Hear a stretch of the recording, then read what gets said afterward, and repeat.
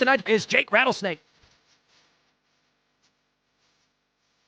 I like to go by Lord Rattlesnake or Lord Jake, most base chat of all the lands. You don't have an argument. Present your paper or shut up. Everyone's view is definitely inherently biased. So this is when debate becomes very interesting. I can hear what you're saying, and I can see that you're dressed as a cat. I'm a dog. You said you like to go play fetch. I wolf, yes. So how does that tie into your relationship? Like, what are you looking for if you're a dog? I think that John Jr. will be president one day. If I was a gambling man, I'd put money on that. Founder of Rattlesnake TV, Jake. I really appreciate it, dude.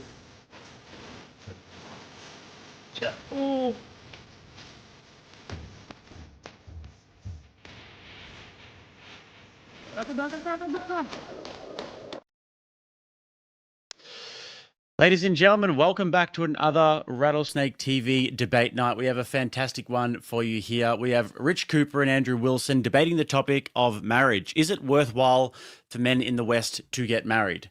Now, it is a contentious issue, one that is pretty big in our culture these days, and these gentlemen are both very influential in their fields, so it should be a great one.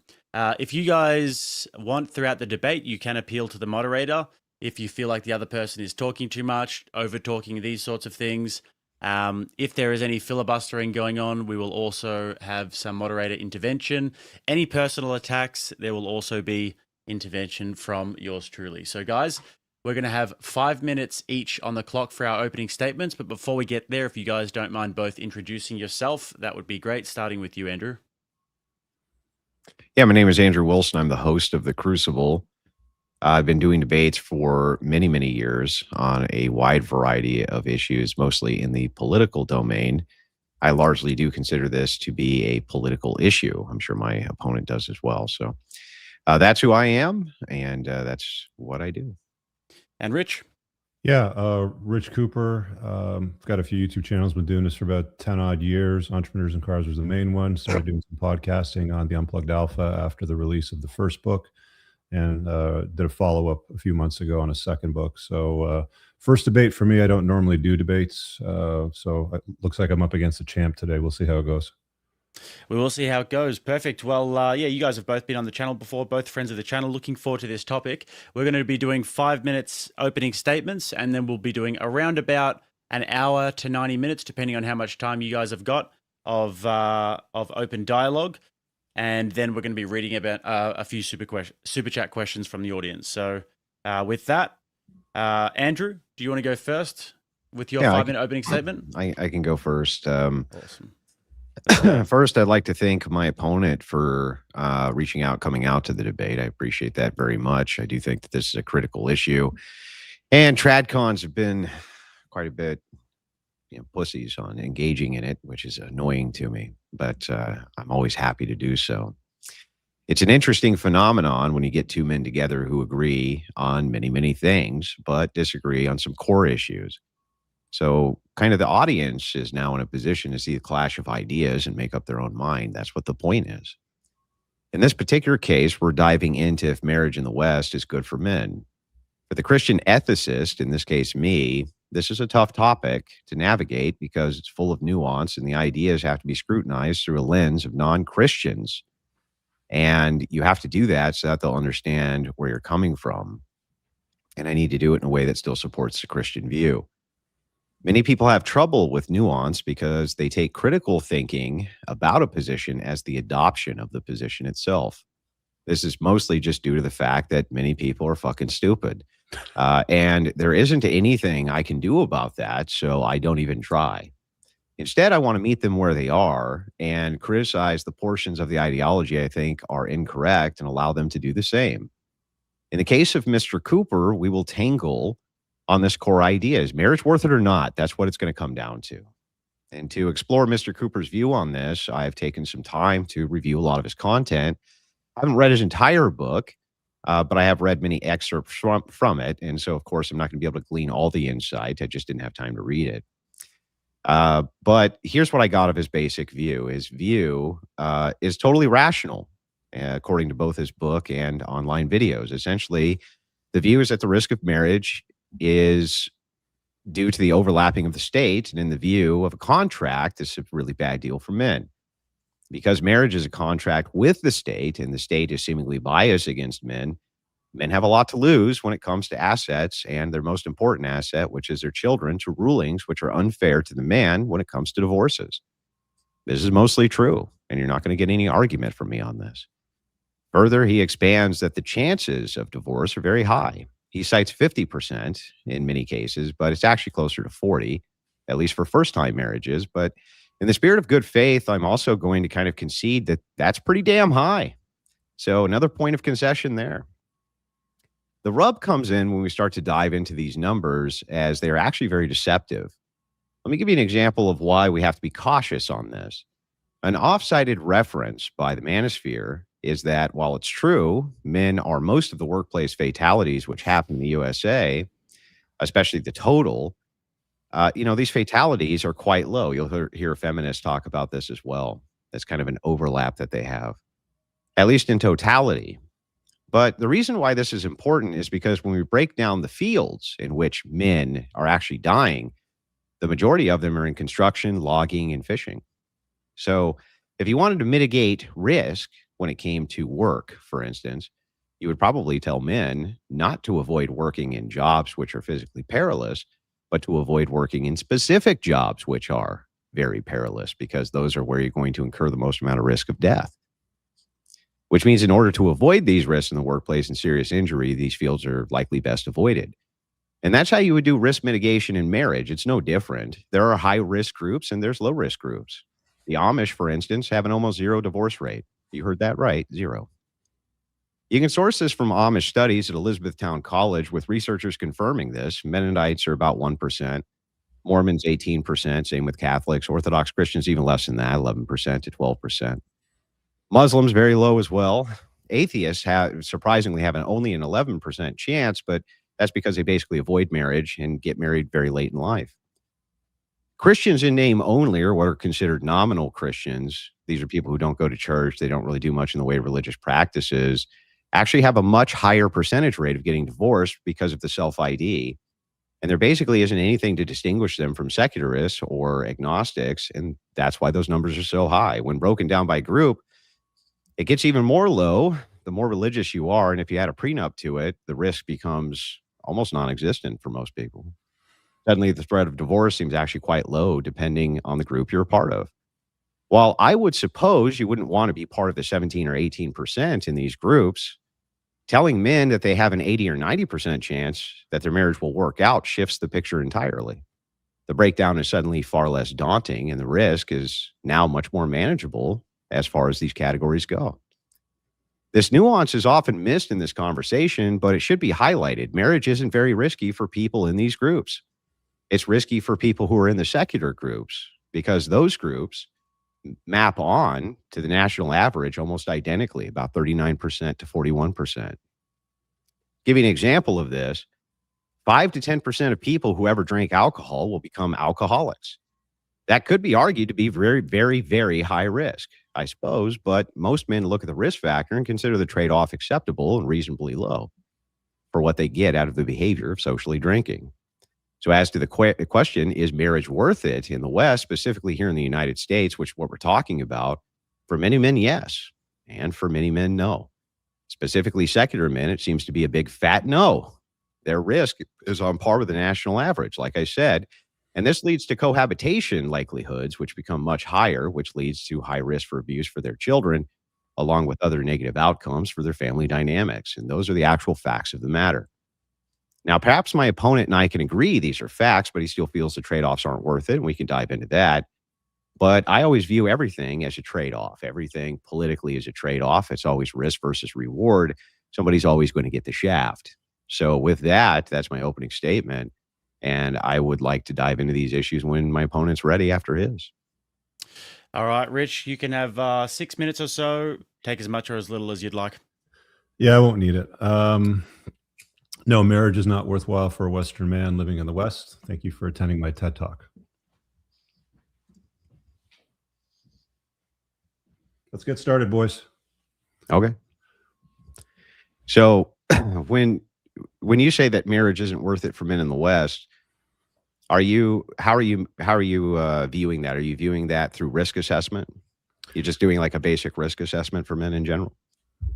Yeah, broadly speaking, I would say it's a risk assessment. When you take a look at the landscape, I know that you tend to separate divorce law from good marriage, but the reality of the world is that divorce is a reality for a good chunk of the guys that get married, about half of them.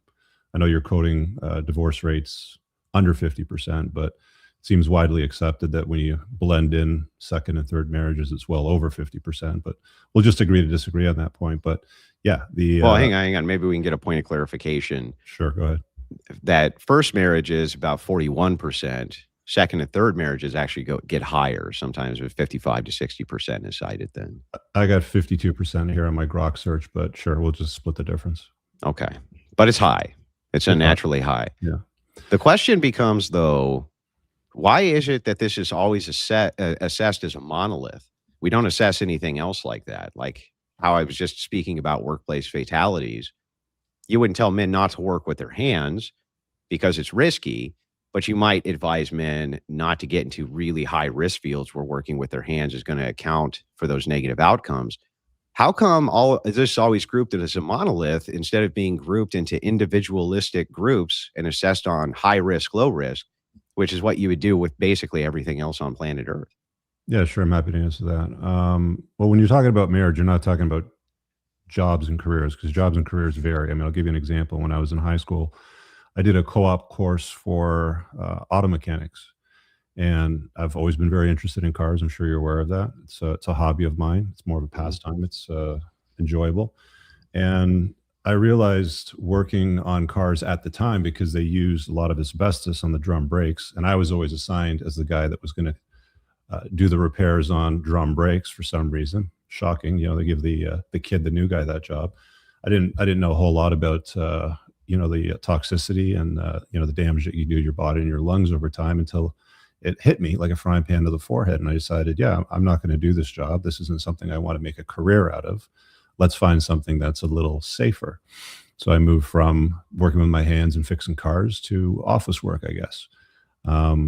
You don't really have that choice with marriage. It's like, if you live in a way that looks like marriage to the state, regardless of whatever it is you want to call it or how you want to blanket it, the way the government works is they examine your relationship. And even if it wasn't a marriage or even looked like marriage, there's been a number of circumstances and cases, which I'm happy to talk about, where they called it a marriage, even though the two people together did not call it a marriage, and the people around them did not call it a marriage, or their kids did not call it a marriage. So I think wouldn't that lead to my point, though? So if it's the case that you're not advocating for marriage in low risk groups, that is necessarily going to lead to a larger amount of cohabitation. You're not protected from the state when you cohabitate, and the outcomes are generally worse anyway. But it doesn't really, none of this actually answers to the question of, if it's the case that certain groups and certain belief structures and certain ways you live your life lead to a much, much more diminished chance of divorce, then why would you advise people, like, for instance, let me give you the easy example, the Amish. Sure. What would your objection be to Amish people getting married? They basically never get divorced.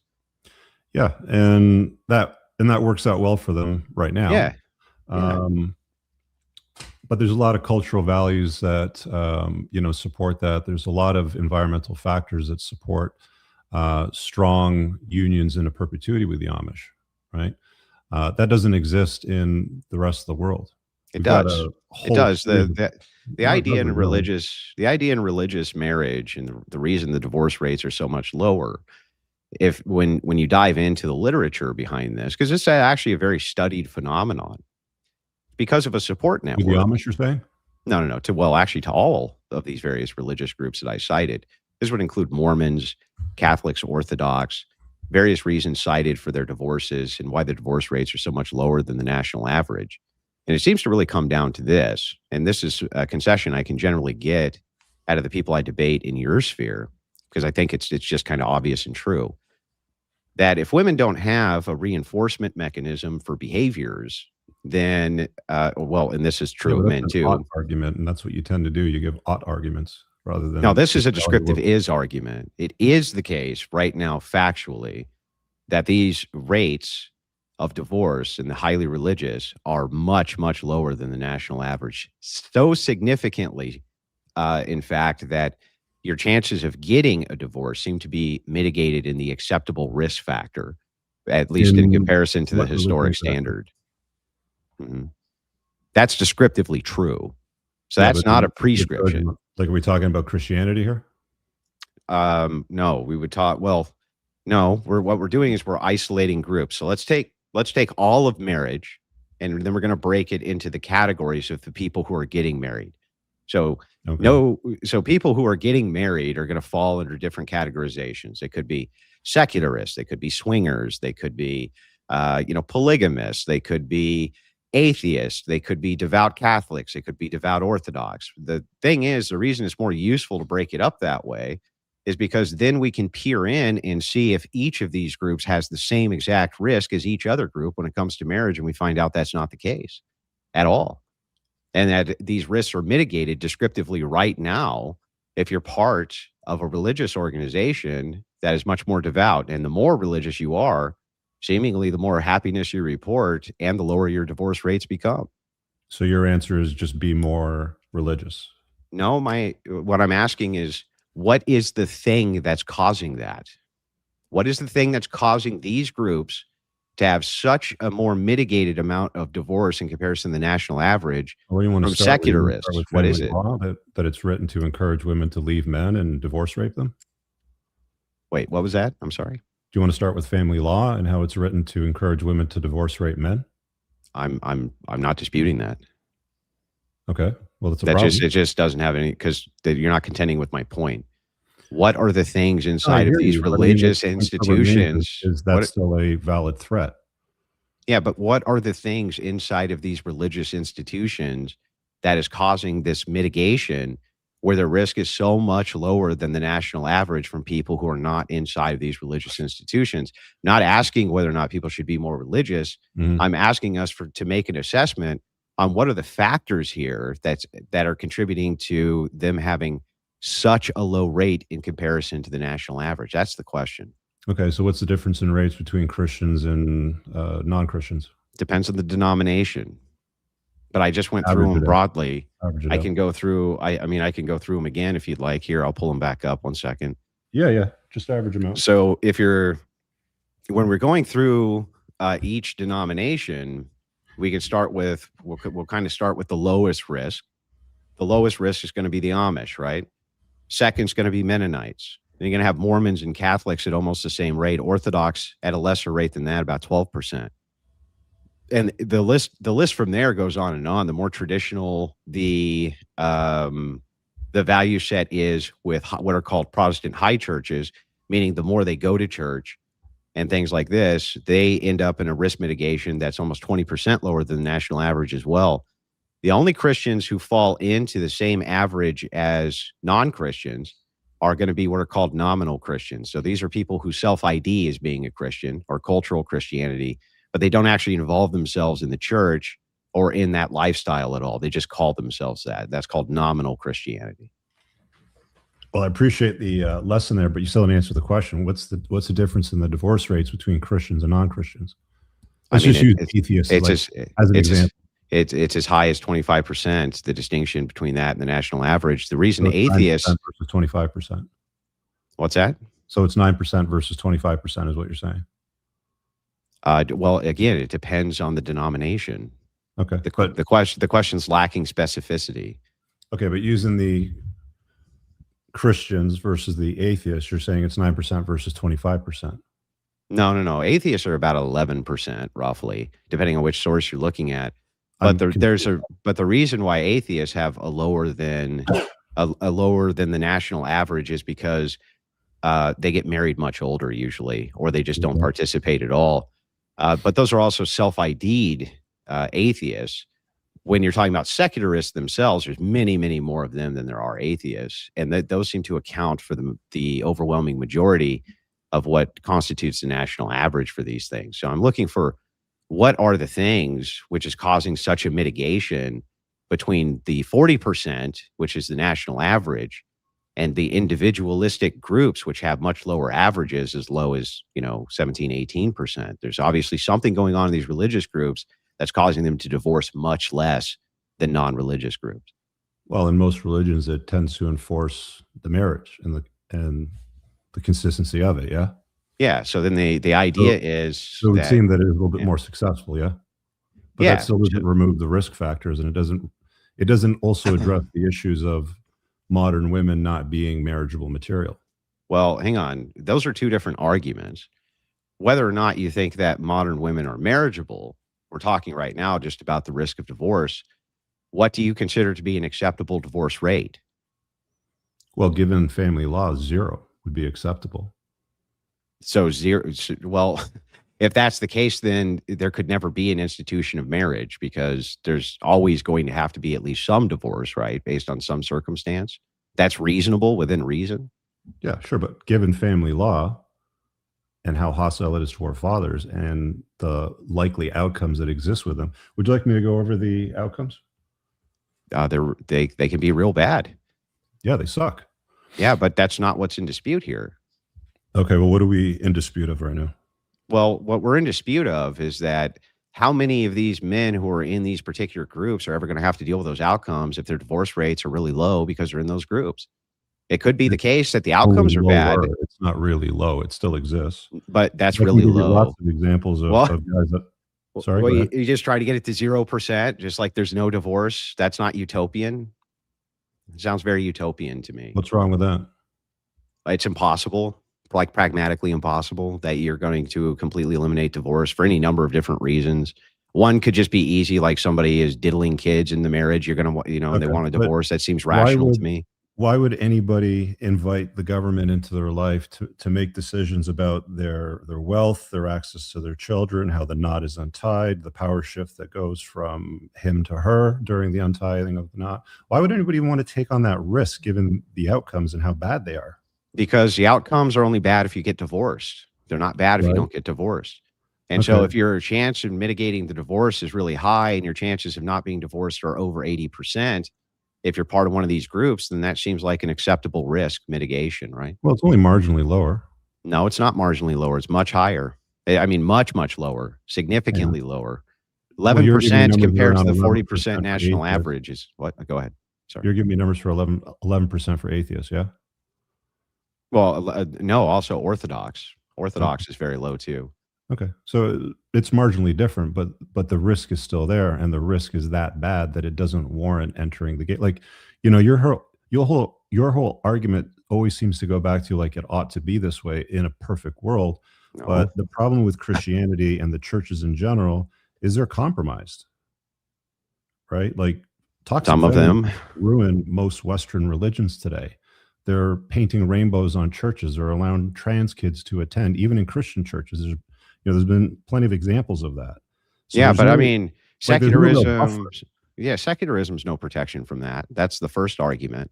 It's not like you being not a Christian is going to protect you Right, so I from mean, you're having saying your. Christianity Hang is on. Let me slightly respond. better, but it's still No, it's doesn't not just resolve the slightly issue. better. It's overwhelmingly better. Descriptively, now it's true. So let's untangle a couple things.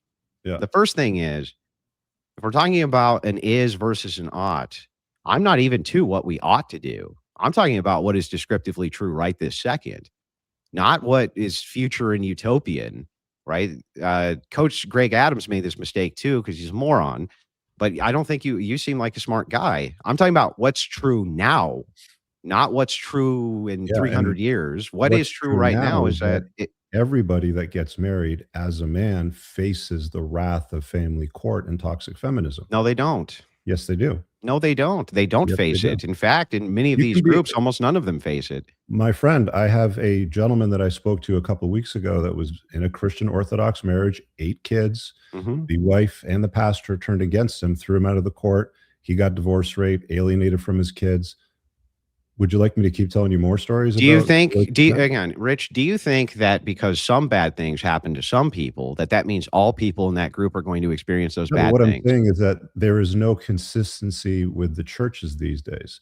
It's not a buffer. It doesn't offer a significant enough of a improvement in the outcome that I would say that it justifies taking the risk of living in a way that looks like marriage to the government.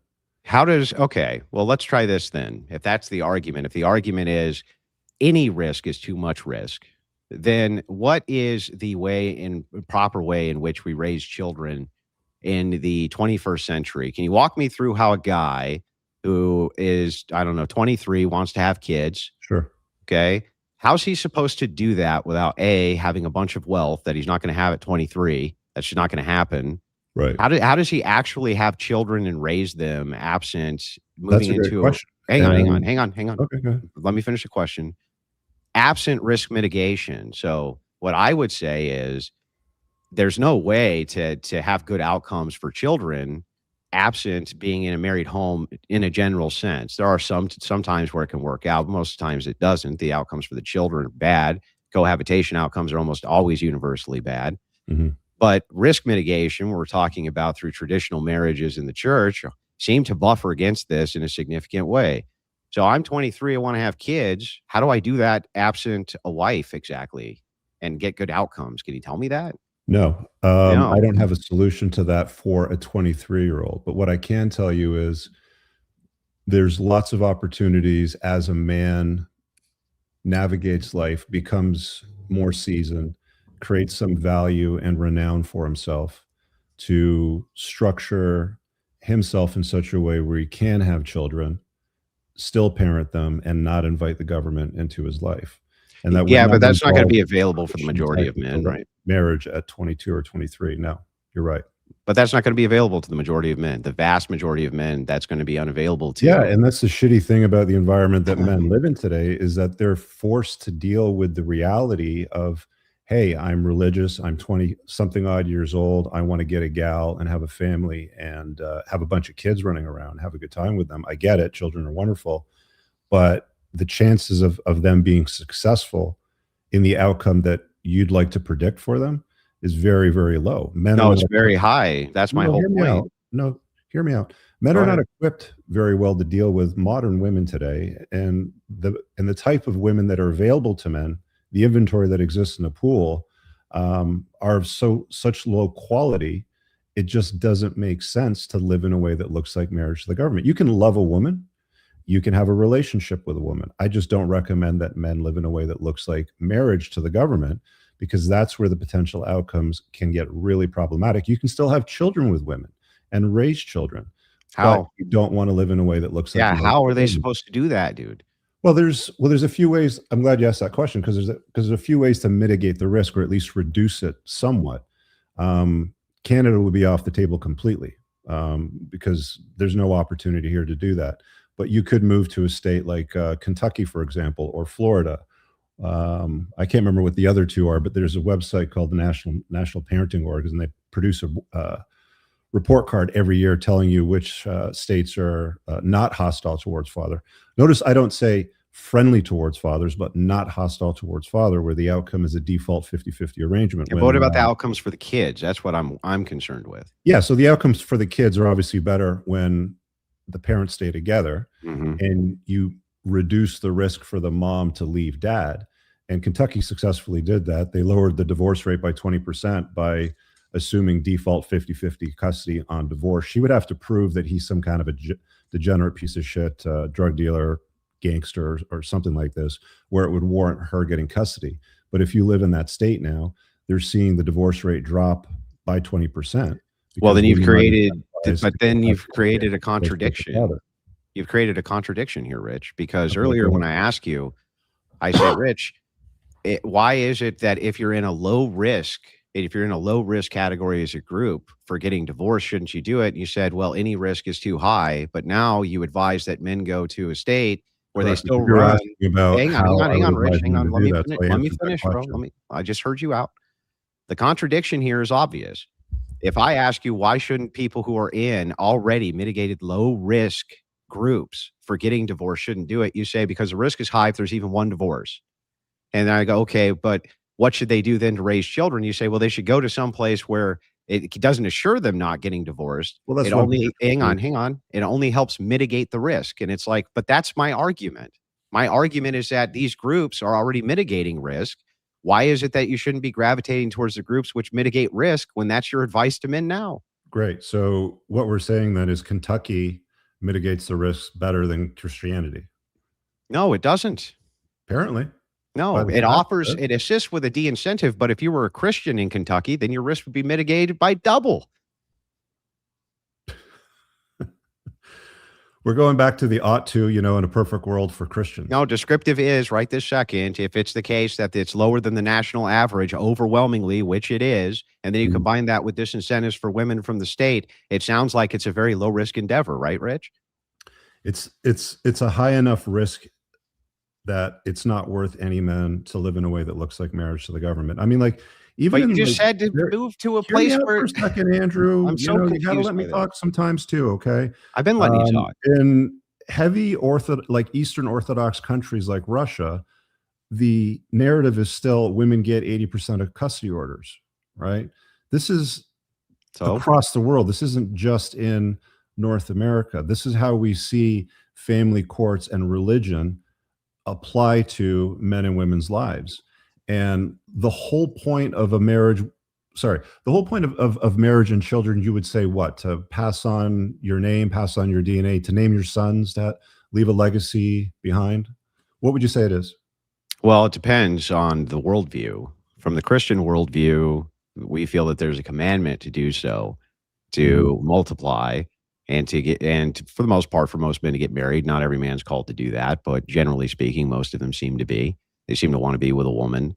They seem to want to have children with that woman, and they're commanded to do this. From a secularist perspective, or a non-Christian or a non-religious person, it seems to vary based on things like you mentioned, perhaps legacy, perhaps they have different incentives for why it is that they want to do that.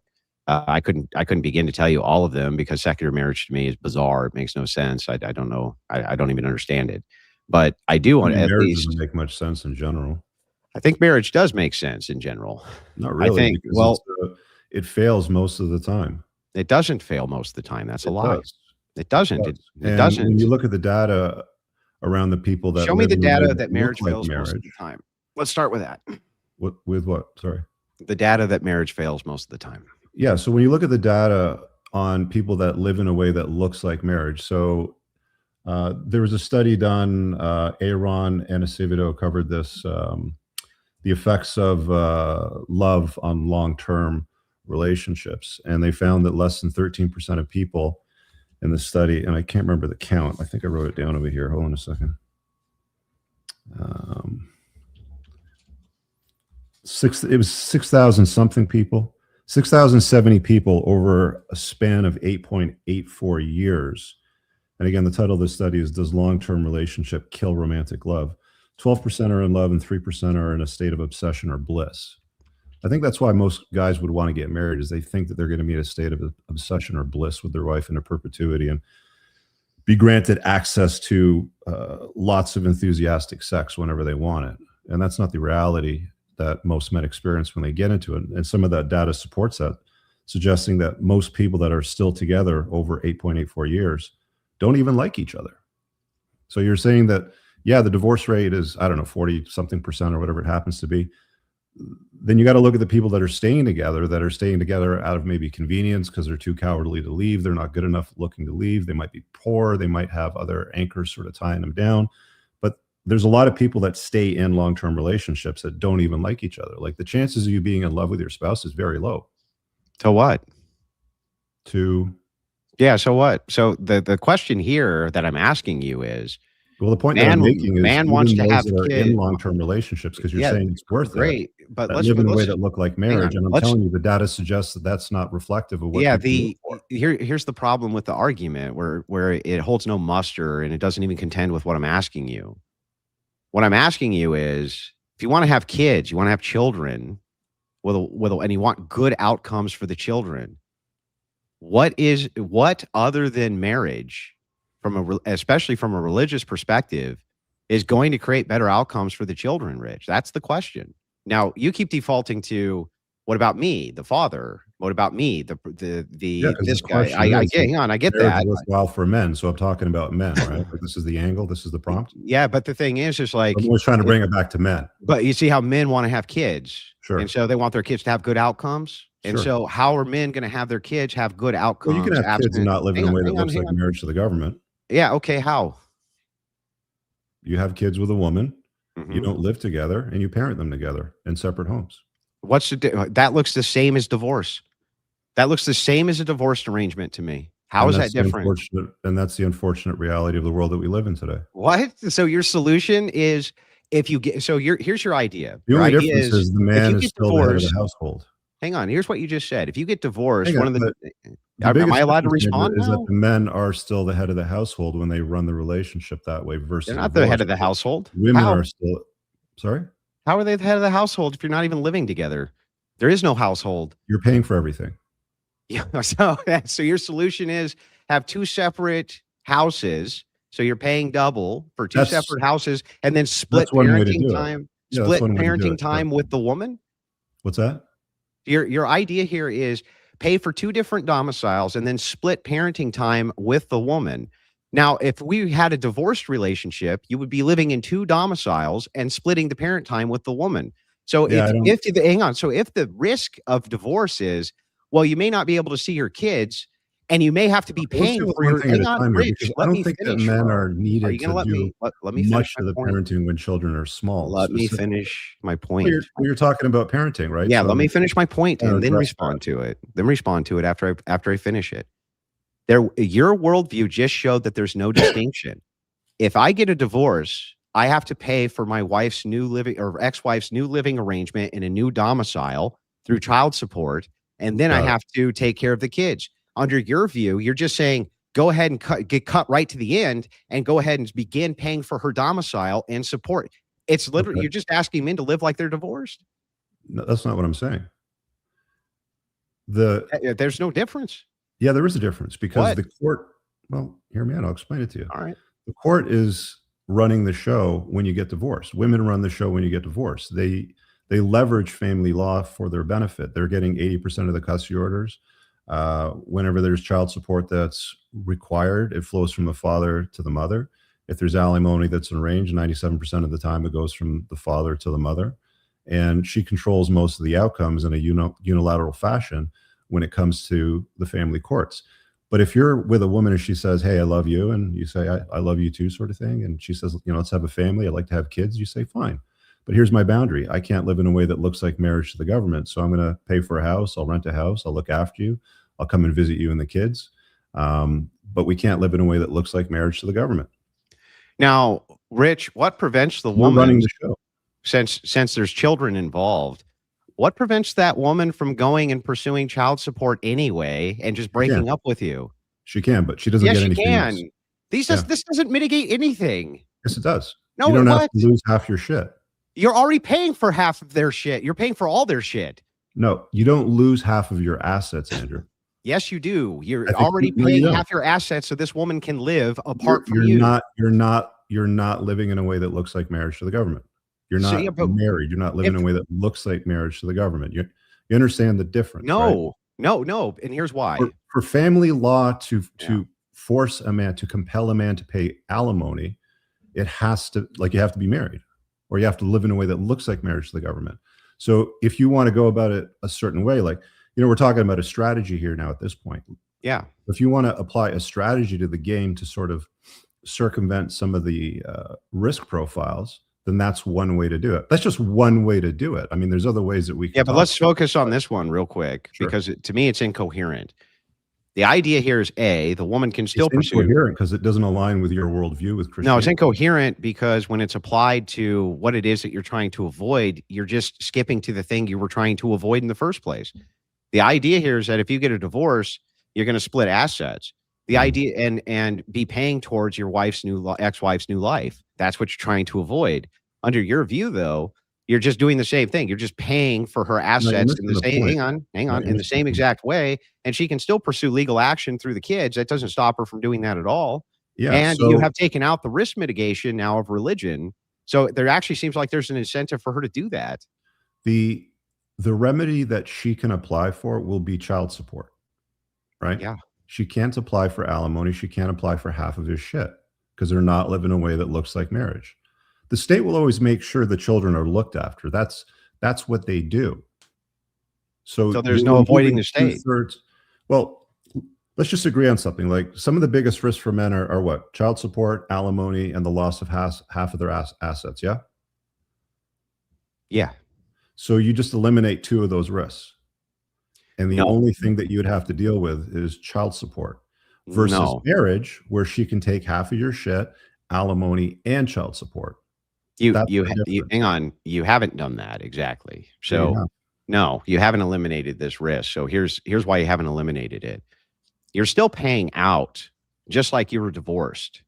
You're still paying out just as though you were divorced for this woman to be taking care of your kids for half for assets, and you're living apart from her. And what this does is this also creates a massive problem, which is that the outcomes for the children are still not going to be as good as if they were at home with mommy and daddy together, because we have all the data in the world to provide for this. That in split households, How much the data do you negative have on the model that I just described to you as a solution to that would be this that problem? would be your burden, not mine. Well, it's one version. It's one version that I'm. No, but that would be your burden. You would need to show me the proof that works better than the model of being heavily religious and in marriage for mitigation. That wouldn't be on me to prove to you. It'd be on you to prove to me. Well, they're not going to study something like that, but I can tell you from evidence that I've seen that it works quite well. What evidence? People that I know that do it. That's anecdotal. That's no place in a debate. You can appeal to There's anecdote. not a lot of people that do this, Andrew. Like you realize this. That's anecdotal.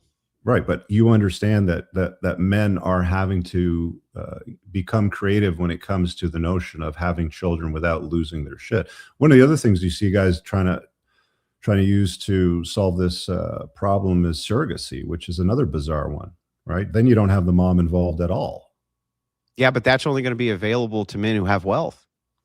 So become wealthy. It's but you see what I'm saying? Like this creates a massive problem.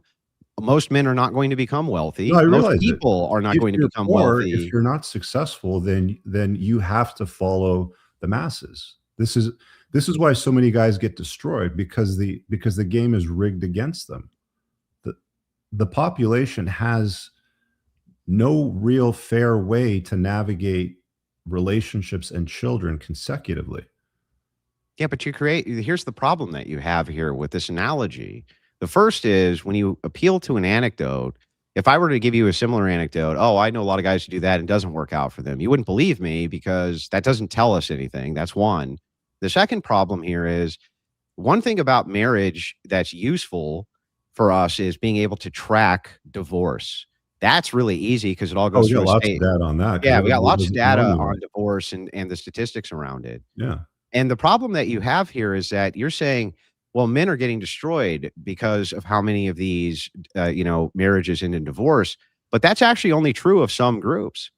Some groups, your risk of divorce is very, very small. It's very tiny. It's well within what I would consider. Tell me again, what is the difference in risk for divorce for people that are Christians versus non-Christians? It depends on which type of Christian we're talking about. If you're nominal Christian, you're on par with the national average. If you're devout Catholic or devout Orthodox, it's down to 12% to 18% versus 40%.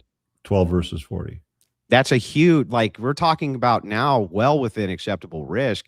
If it's the case that 5 to 10% of people who ever have a drink are going to become alcoholics, right, you wouldn't say that that's so much risk that you should never have a drink. That's within what I would consider acceptable barriers of risk. You're now part of an 80 to 90% of success rates rather than you only view it as 10 to 12% failure rate.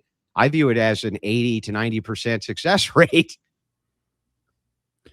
You still have way too many variables when it comes to marriage, even if you are a Christian, when it comes to the churches, the pastors that you're dealing with, who she is, as far as a woman before you marry her, the fact that women always reserve the right to change their mind at any given time about you later on down the road.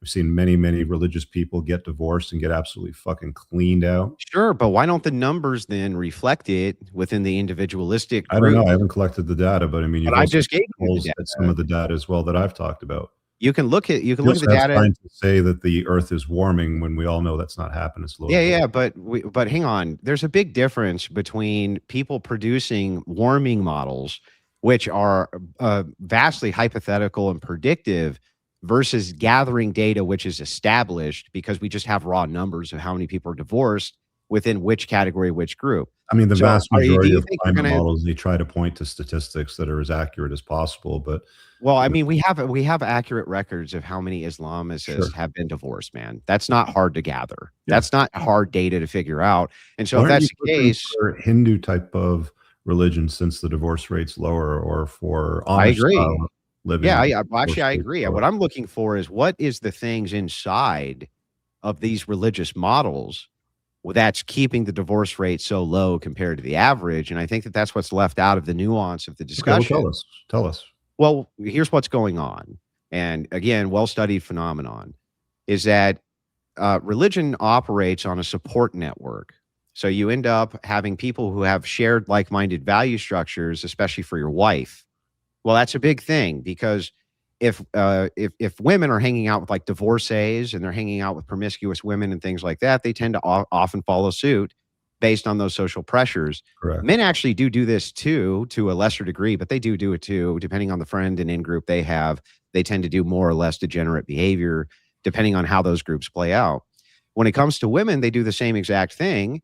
But now if you have a support group and a support network that's like-minded and is focusing specifically on the same value structures, which is stay married, here's what the role of the woman is, et cetera, it creates a reinforcement in those communities, which mitigates against divorce. And it gives a support network to people having marital troubles.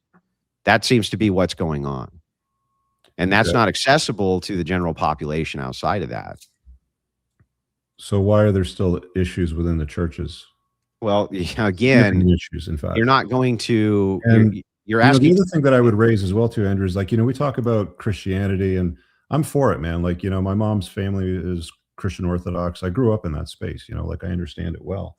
But America, where you live, is mostly a Christian country. Wouldn't you say so? No, it's mostly a nominal Christian country.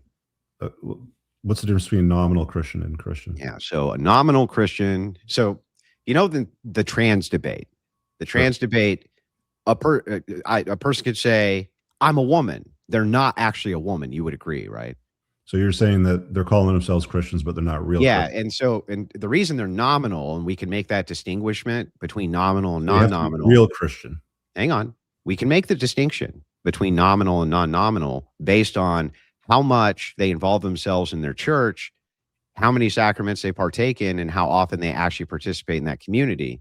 This is broken down by Pew for divorce stats and other organizations as well, which shows the reason like traditional Catholics have such a low divorce rate in comparison to the national average is because many of them partake in the church functions and the sacraments, which helps reinforce the ideology of the family that they're supposed to work through marital issues rather than get divorced, including for the sake of the kids. That's why. So when people say America is mostly a Christian country, it's actually not factually true. It's mostly a nominal Christian country. It is true that like 65% or 70% of people will identify as being a Christian. But when you look at their behaviors in society, they act no different than a secularist non-Christian. They don't go to church. They don't participate in sacraments. They don't take their religion very seriously. It's called like cultural Christianity, but nominal Christianity is fine too. All right. Well, I mean, since Jake invited me to do this conversation / debate with you, I was listening to any YouTube conversation you had with anybody, James Sexton, Coach Greg Adams. There's been a few other ones where you've had these conversations and you've changed your story in some of those conversations. I don't know if you've updated your beliefs, but I've heard you say in the past that the vast majority of America is Christian. But now you're hang on, saying that they're not nominal Christian. Okay, so this is new. So now this is a new model. You're saying. Well, it's not a new model. What we're doing. So, well, I mean, there's recordings out there of you. When we're talking about specificity, and by the way, I reserve the right to update my worldview based on new information at all times, right? So I'm whether or not happy to do if that. I I'm if hoping I'd that ever you said update my before, worldview today, Andrew. yeah. So if I've ever said before, you know, the United States is mostly a Christian nation, Right, but but didn't you put have a in the tendency to kind of caveat, but didn't flip-flop put is in what the I'm noticing. caveat of nominal, it's actually irrelevant, right? I do think Okay. that it is the case that most people identify, the majority of people identify as being Christian, but I'm Right. trying to figure out what that means, right? So Yeah. So we, what I was going to get to is this. I mean, you know, if America is a Christian country or nominal Christian country, you know, let's call it, it's passed laws and legislation that aren't aligned with the religion. And it's created an environment that's hostile to its Christian, you know, participants. agreed. So what's the solution to that, Andrew? Well, the solution to this from a political standpoint is going to be likely the push for mass marriage reform.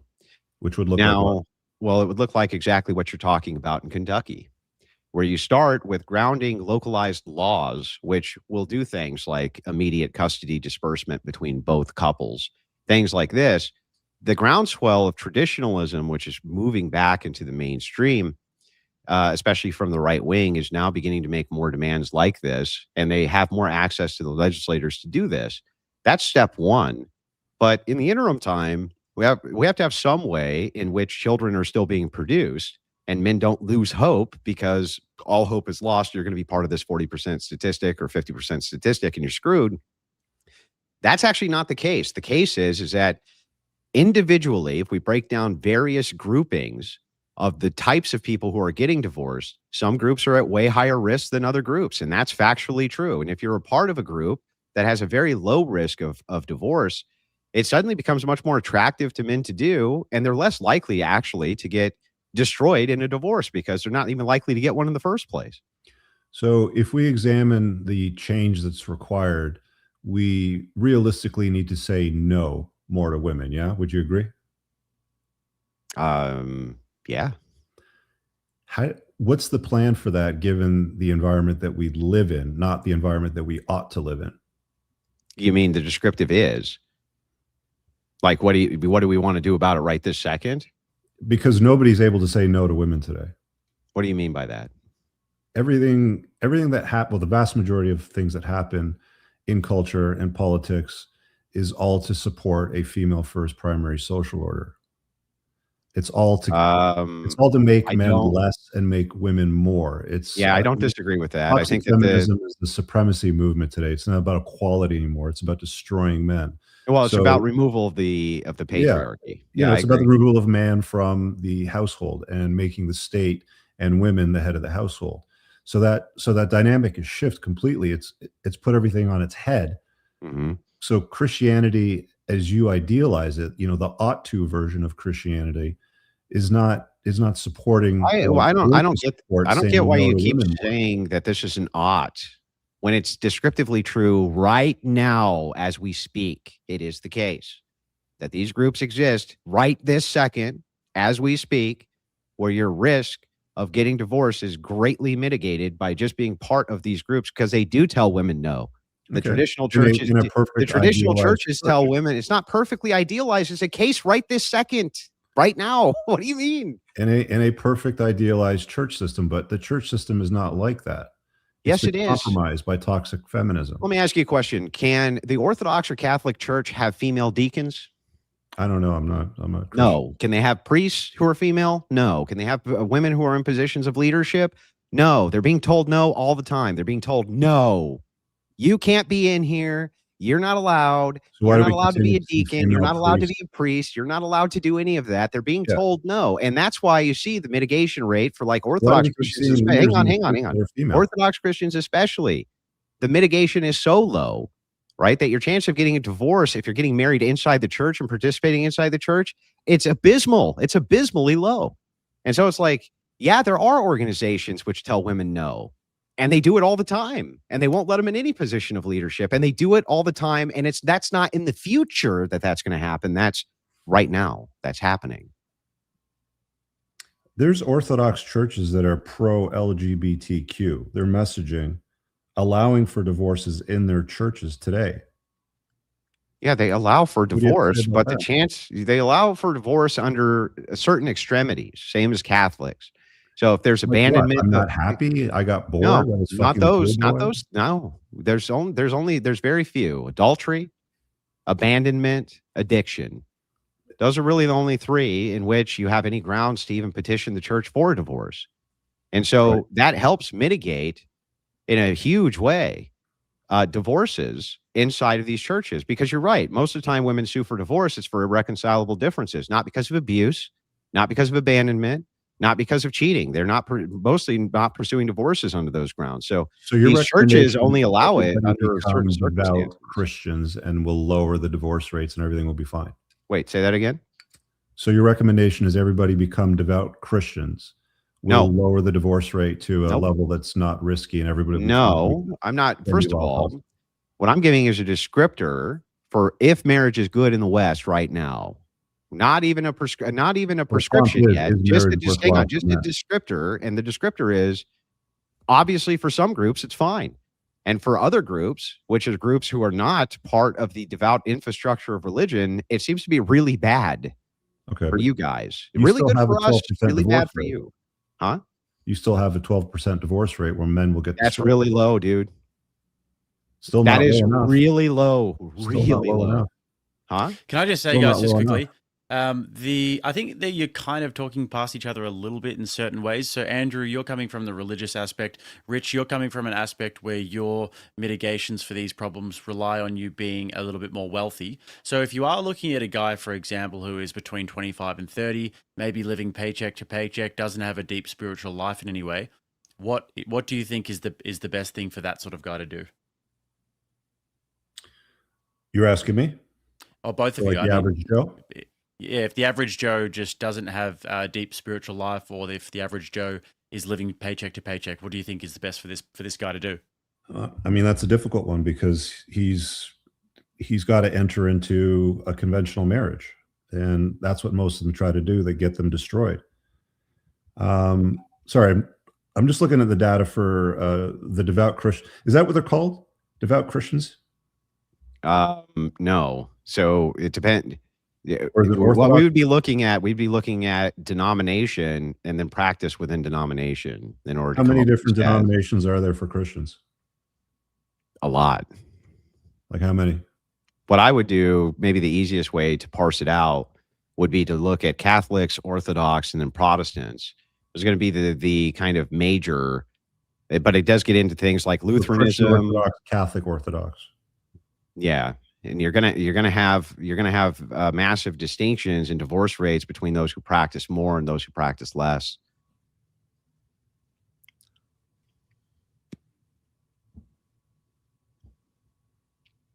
I'm hoping you're right here, man. I am right. 100% right.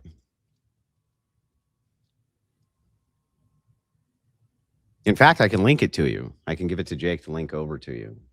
I can share it on the screen if you guys want. Yeah, why don't you put it up on the screen for everybody to see? We can talk about it. We'll chop it up. Yeah. Send it on over. Orthodox Yeah, Christians is at 9%. 9%. Yeah. Yeah, does that sound right? Yeah. And I'm an Eastern Orthodox Christian. 9%. 20 to 25% for Greek Orthodox. Orthodox jurisdictions in the U.S. National average 43. You can see it's significantly lower across the board. Okay, for so people who are much well, more it says religious. 9 to 25% depending on denomination. So it's lower than the 43% quoted national average on your end. Hang on. No. That's not the right way to parse the data. The correct way to parse the data is to see Well, it whether says or not range for increased Christian denominations, religion. 9 to 25%. All we're trying to discover is if increased religiosity is accounting Yeah. for the diminishment of the divorce rates inside of these various communities. If you are looking at Orthodox Christians who self-ID but are nominal, meaning they're not practicing in the church, they're not doing that, you'll find that the divorce rates increase. Sure, But if I mean, they you're still are talking about practicing a in the 9 to church, 25 divorce rate across the denominations. It's like I That's don't know. not the Would you case. jump out of a plane with a parachute that's got a 9 to 25% failure That's rate? an incorrect way to parse it. Well, okay, Well, let's say this. Let's do because if it you this jump way. out Hang of a on. plane and a parachute doesn't open, you're fucked. But if Oh, you also okay. get married in an environment where 9 to 25% of the time you're going to be fucked, it's basically the same thing. Here, help me out here. Let's say you had 3 guys on an airplane and 1 parachute, right? The statistic is if you're white, the parachute will open 8% of the time, right? And if you're black, it'll open 2% of the time. And if you're Mexican, it'll open 3% of the time. Which race do you want to be? Well, they're racist, aren't they? Racist parachutes is what we're talking about. Yeah, yeah. Well, which race would you want to be? You'd want to be the race where the parachute opens. Right. That's So high the probability. thing is like when we're parsing it out by group, what we're trying to ask is the question of, is it the case that men in general just have a 40% chance of getting divorced in Okay, first so- marriage? Hang on. No, The I get your answer- point. The answer is no, they don't. I'm- They don't actually. I'm about to concede to you, champ. Okay. Are you ready for the concession? Yeah. Andrew Wilson is right. Orthodox Christians with strong Orthodox Christianity values have a lower divorce rate. That still doesn't deal with the risks that are involved. I still don't think marriage is worthwhile for men, given the circumstances and the environment that they live in today. It's too hostile. So And you also have to now become a Orthodox Christian with strong religious values and find a woman that's also Orthodox Christian. no, Strong there's religious other values. denominations which have very, very low rates as well. And you really don't even need It's any of that. 95% according If we're to the look- AI we're not- stuff I got here. It's not the religion itself which is causing the mitigation, which why I said I'm asking the question, what's causing the mitigation inside the religion? It's not because I they're heard you. Your Orthodox. arguments about the enforcement in the church and the rules and the, Yeah, it's about beliefs and whether stuff. or not there's a support system in place for people's marriage. That's what it is. When there's a support system in place for marriage, the marriage rates become highly acceptable when it Sure, comes but to even the if terms you of use divorce. the best rate, 9%, you're basically saying 1 in 10 times you're going to get fucked. Yeah, well, here's the thing, though, right? When we're looking at mitigation strategies, can you give me a situation in which you're not married at 9%, where your outcomes for your kids that you want, right, are going to be preferable over being part of that 9%? Any situation in which you can demonstrate that if men followed that instead, their outcome mitigation would be lower? No, I concede that Christianity seems to have a better model, but you still have the back end issue, which everybody has to contend with, which is the Yeah, divorce but- problem. If 9 in 10 people who get married, And then you've also got the data around, okay, so that's a pretty good risk. That's pretty good risk Okay, so- assessment. 9 in 10 so let's- getting got succeeding it, is pretty got good. it. So let's contemplate those that are married, and the model of marriage is going to be living together under the same roof, looking in a way that looks like marriage to the government. Yeah. You've got, in accordance to the data collected by the effect of living together on romance, showing that less than 13% of people that live together love each other, and less than 3% have any sort of like state of bliss for one another.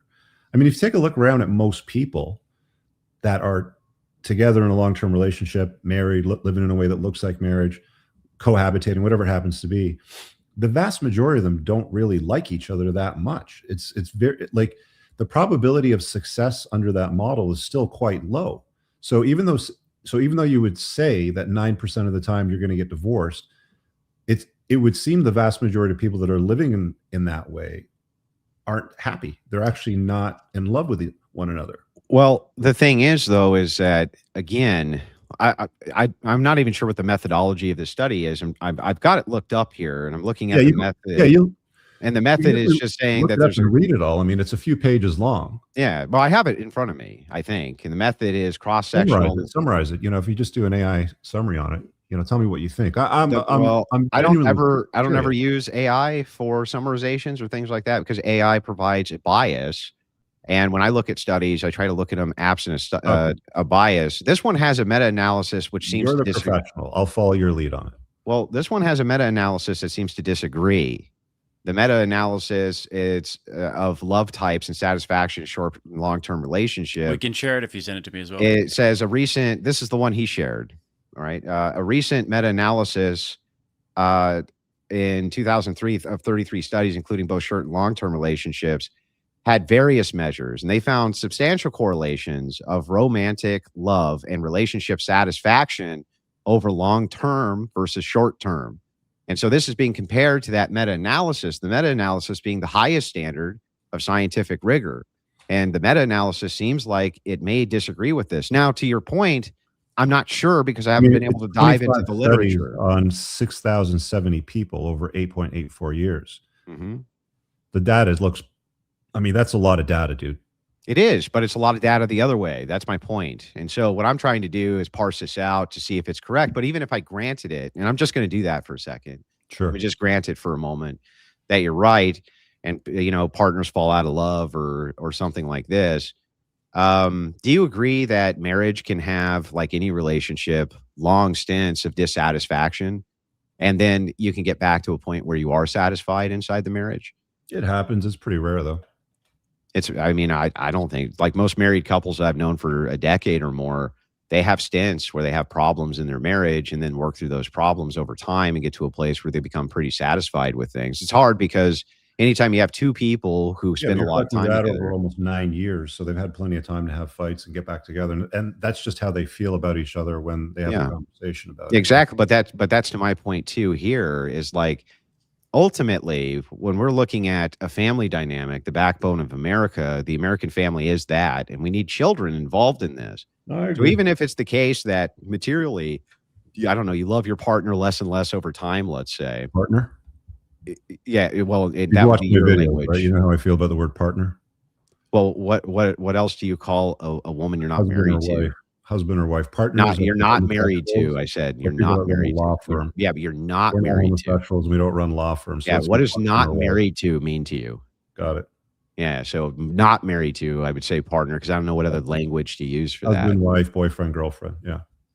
Well, they may not be your girlfriend or your husband or your wife. Okay.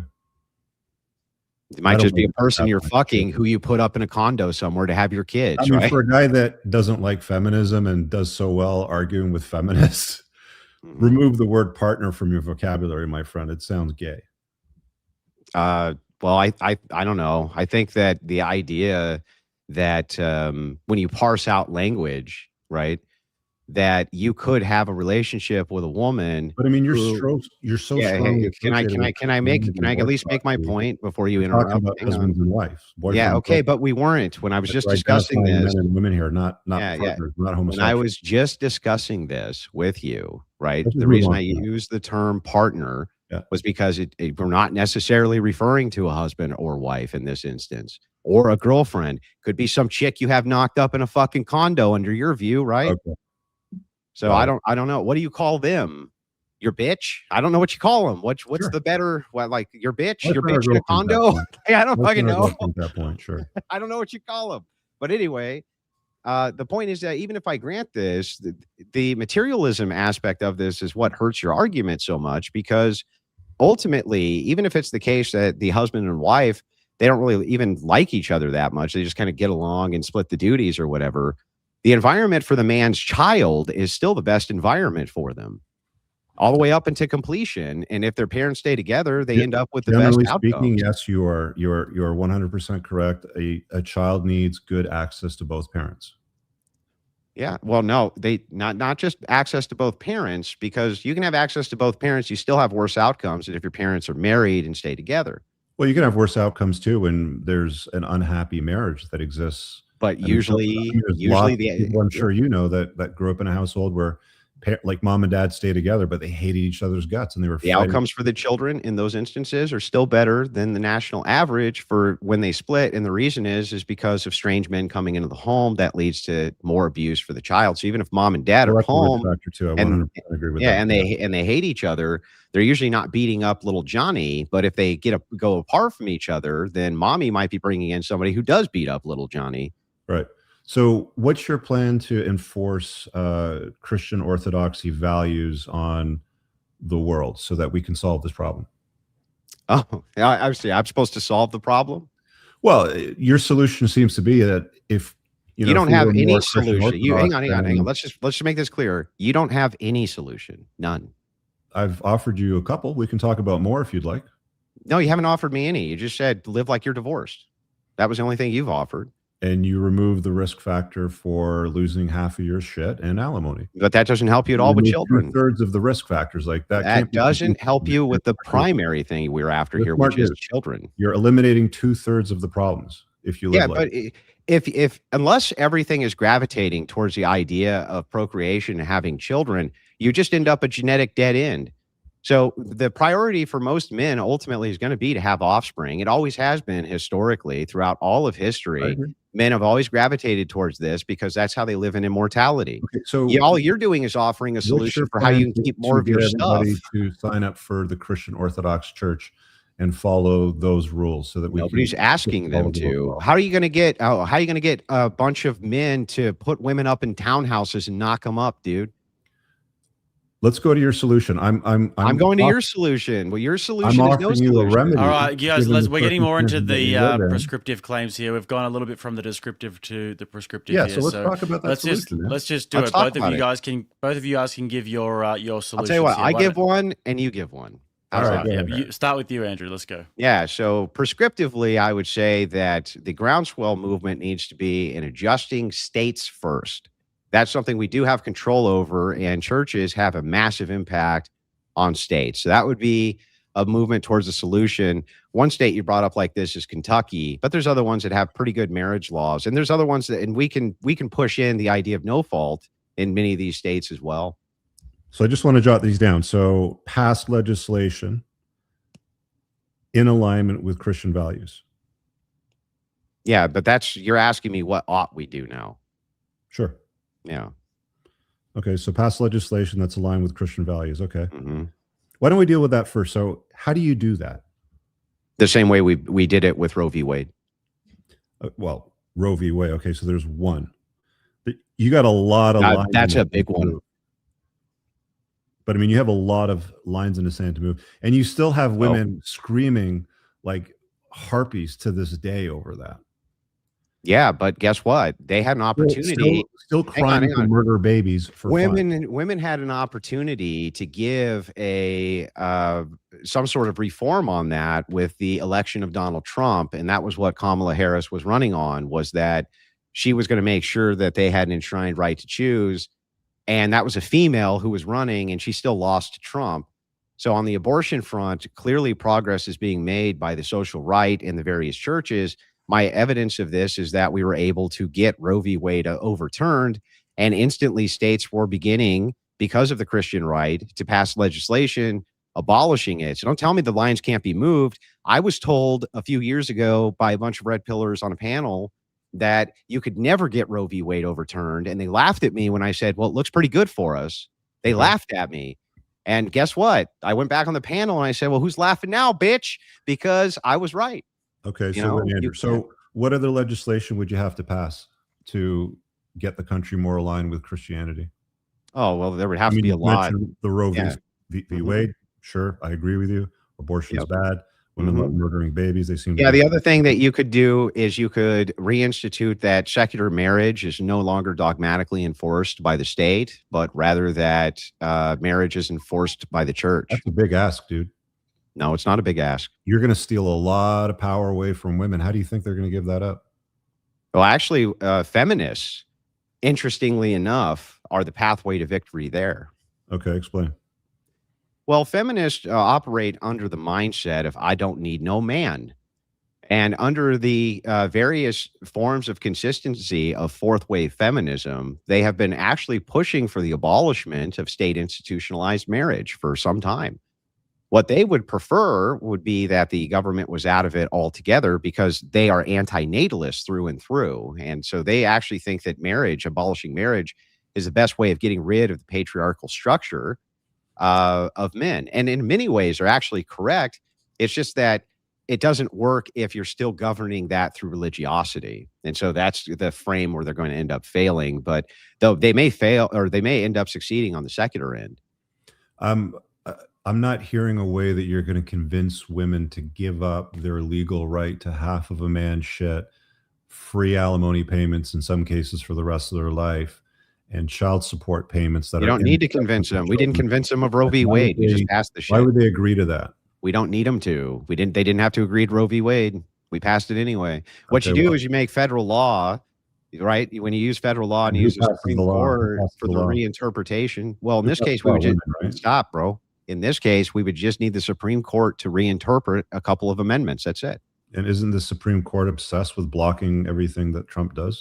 No, in fact, not at all. It's the opposite. The Supreme Court rules in his favor all the time. And they did in Roe v. Wade as well. So you wouldn't need, you can't. There is legislative solutions here, and there always has been. I mean, clearly modifying the laws is the path to victory on this. But I don't see a environment next month, next year, in the years to come, where women in positions of power, which they hold to a significant degree in politics, and they're all feminists, are going to agree to legislation that's going to remove all the gifts that women have been given. Yeah, through I don't family law. understand this idea is so bizarre to me. Politics is about power blocks. It's not about agreement. I don't give a fuck if they agree. I only give a fuck if we got a power block that can institute the And legislation that I want, like they did with Roe v. Wade. Okay, and who passes these laws? Human beings, yeah? Of course. And there's women and simps in politics. So Sure, but it doesn't matter if they don't have a big enough power block for enforcement. It doesn't matter. And what we've been seeing shift on the ground for conservative politics. There's sufficient women in politics and policy making that they are not going to allow this sort of thing to pass. Bullshit. Women are voting how their husbands vote. No, and they guess don't. what? Yes, they do. Then why? Okay. Yes, they do. Why? No, they Tell me don't. something. Why did Trump get more of the woman vote then? White They- woman vote. Why? Yeah. I mean, maybe in Christian Orthodox households. No. In the United States, they're voting how their husbands vote. That's why Trump got so much of the female vote, the white female vote. And that's why social media was peppered with women divorcing their husbands and encouraging other women to leave their spouses over votes. Sure, and of political course. Yeah, that's the liberal mind virus, the progressive feminist mind virus. Okay. So, But the thing is like that doesn't matter if we have the necessary power block. We can Right. pass whatever the fuck we want, and that's that. which isn't happening. It has been happening. You just noted that Kentucky changed laws on the local level. You've noted that the Supreme Court has moved the laws over on Roe v. Wade. Andrew, You've that's noted- a very surface level change. That's like changing the speed limit from 110 to 111. That's a very minor change. Oh, you're right. We'll just go massive- ahead and yeah, you're talking you're about right. a massive shift that's Uh-huh. gonna completely change the No, balance. it's of gradual. power Everything in politics is a divorce gradual shift. and rob women of all the upper hand. Okay, here. I'll tell you what. So I gave a legislative solution, showed that there's groundwork for it, proved that the right wing's been moving those goals. Your turn. What's your solution, Rich? My solution is a little bit different. I'm more of a enjoy the decline guy and So no understand the solution. rules, understand the rules and navigate your life accordingly. I mean, you operate in an ought to sort of minds. It's like the state ought to do this. And I agree with you. The state ought to do the right thing. Like the state should apply reasonable legislation that isn't hostile towards father and men. The state ought to apply laws and legislation that encourage family formation and lots of children from the domestic population rather than letting retards walk across the border and get free shit. I fucking agree with you. But it doesn't. So my stance is let's take a look at the environment. Let's understand the rules. Let's plot a map. Here's all the landmines. You're not giving me a and solution. walk around them. What's the solution? I just told you. That's not telling me. Okay. Well, my You solution read my is book. I mean, my you said that you solution read is some of take my a look books, at the so you must have legislative heard some of map. the stuff that Guys, talked I about, think but think do it's offer the prescriptions. the That's not- solution. that's you're- not a Andrew, prescription. hold on a second. I think you're offering the solution, Rich, on the individual level, whereas Andrew, Correct. you're more thinking on the societal level. Well, okay, Rich, you're not trying to what's offer the a solution on the solution, though? societal level. What is it? He didn't actually give us one. Yeah, I just On offered the you- individual level, rather No, than the he just Yes, said, on societal. look the at the individual environment level. and The do stuff. individual What- it takes a sovereign approach to their life. They take ownership for their shit, and they structure their life in such a way that benefits their goals, values, and the direction that they want to head. What does that look like though for the individual? It really. So I don't know. Give me a scenario. Like You're what are we 23 years old. You want to have a family. What do you do? If you're 23 years old and want to have a family, living where? I don't know. You live in Michigan. Okay. If you want to do it the conventional way, like the Andrew Wilson way, then my recommendation would be move to a state that doesn't hate fathers where there's default 50-50 custody. Beyond that, Should they get married? they're probably going to get married. Should They're probably they? going to get married. Should they? Should they? No. But she's probably No. going to force it on him, and he's probably going to go with it. So my recommendation, and I get this a lot, dude. Like I get this conversation at me a lot from guys. Mm-hmm. I've done this many a times. I'm a professional, so follow me through on this. Okay. You move to a state that doesn't hate fathers, which most guys won't do from the get-go. You know how many people I've seen follow that, just that one step alone, and minimize the risk? Almost none, probably. Exactly. Thank you. Mm-hmm. Because people are used to legislative blocks, and that's how they usually affect change. And I mean, like one of the But problems the thing with that is, too the thing is like I have the same problem with people on the individual level. I talk to thousands of them too. I'm also a pro at what I do. But the thing is here, Rich, is like I'm looking at this. I mean, all you you're asked me saying. to answer the question. No. trying to Hang answer on. it, I'm Dave, just keep telling you, interrupting. you're offering the same thing I'm offering. So I say to you, on an individual level, marriage can be good for you based on the group that you're. Hang on, based on the group that you're me a a part of. specific question. You didn't let me answer you. Okay, go ahead. Can I finish? Sure. Thank you. My recommendation would be move to a state that doesn't hate fathers, and that's a very small percentage of, let's say, the North American landmass. You'd have to move the fuck out of Canada, and in the United States, you'd have to move to a state that doesn't hate fathers. That's a goalpost that could potentially move later on down the line. 5 years, 10 years, legislative changes could be implemented that could make that place hostile again. Take note of it. You'd also want to find a chick that's worth vetting, right? There's not a lot of marriageable type women. I think you would agree. I mean, you spend a lot of time talking to bimbos and OnlyFans whores on dating podcasts. Spend some time doing it. You've had a lot of conversations with the women out there. I think I've had a lot of conversations with mostly the women I talk to are not those though. Okay, but would you agree that the vast majority of women are not marriageable type of material? No. With all of these retards that you've talked to on whatever and all these shows that you've done. The problem is that I talk to an equal amount of men who are fucking retards too. I agree with you. But so the problem is well, like, you know what, when I think of equally yoked, like ugly people end up with ugly people and stupid people end up with stupid people. Right. That's the way of the world, man. You're right. So you do agree that there's a lot of retarded women that are not marriageable type of material. Sure. Yeah? Sure. Okay. And then you've also got an equal amount of retarded men that don't know how to manage women, right? It's less equal there, the distribution. There's less retarded men than there are women, in my view. Okay, let's go with that. Mm-hmm. You find a guy that's not retarded that follows the advice to move to a state that doesn't hate fathers, and he finds a gal, then he starts vetting her, and she's not one of these retarded women. I ran a podcast for a year called Ladies Night, and we had thousands of chicks on this thing.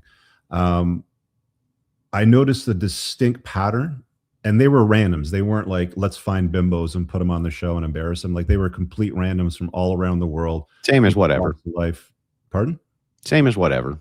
All random chicks from all different walks of life. No, but they're from all over the world. Like the difference between same with whatever table type of podcast. So you get the girls in Santa Barbara, you get the girls that are in the Miami. No. They were all from all over the world. They fly in from Russia and Cuba, South America, all over the fucking place. They fall into three distinct categories, and the vast majority of them are useless. They're not marriageable type of material. They spend their entire time trying to justify why they've complicated their life and dismiss a lot of the bad choices they've made.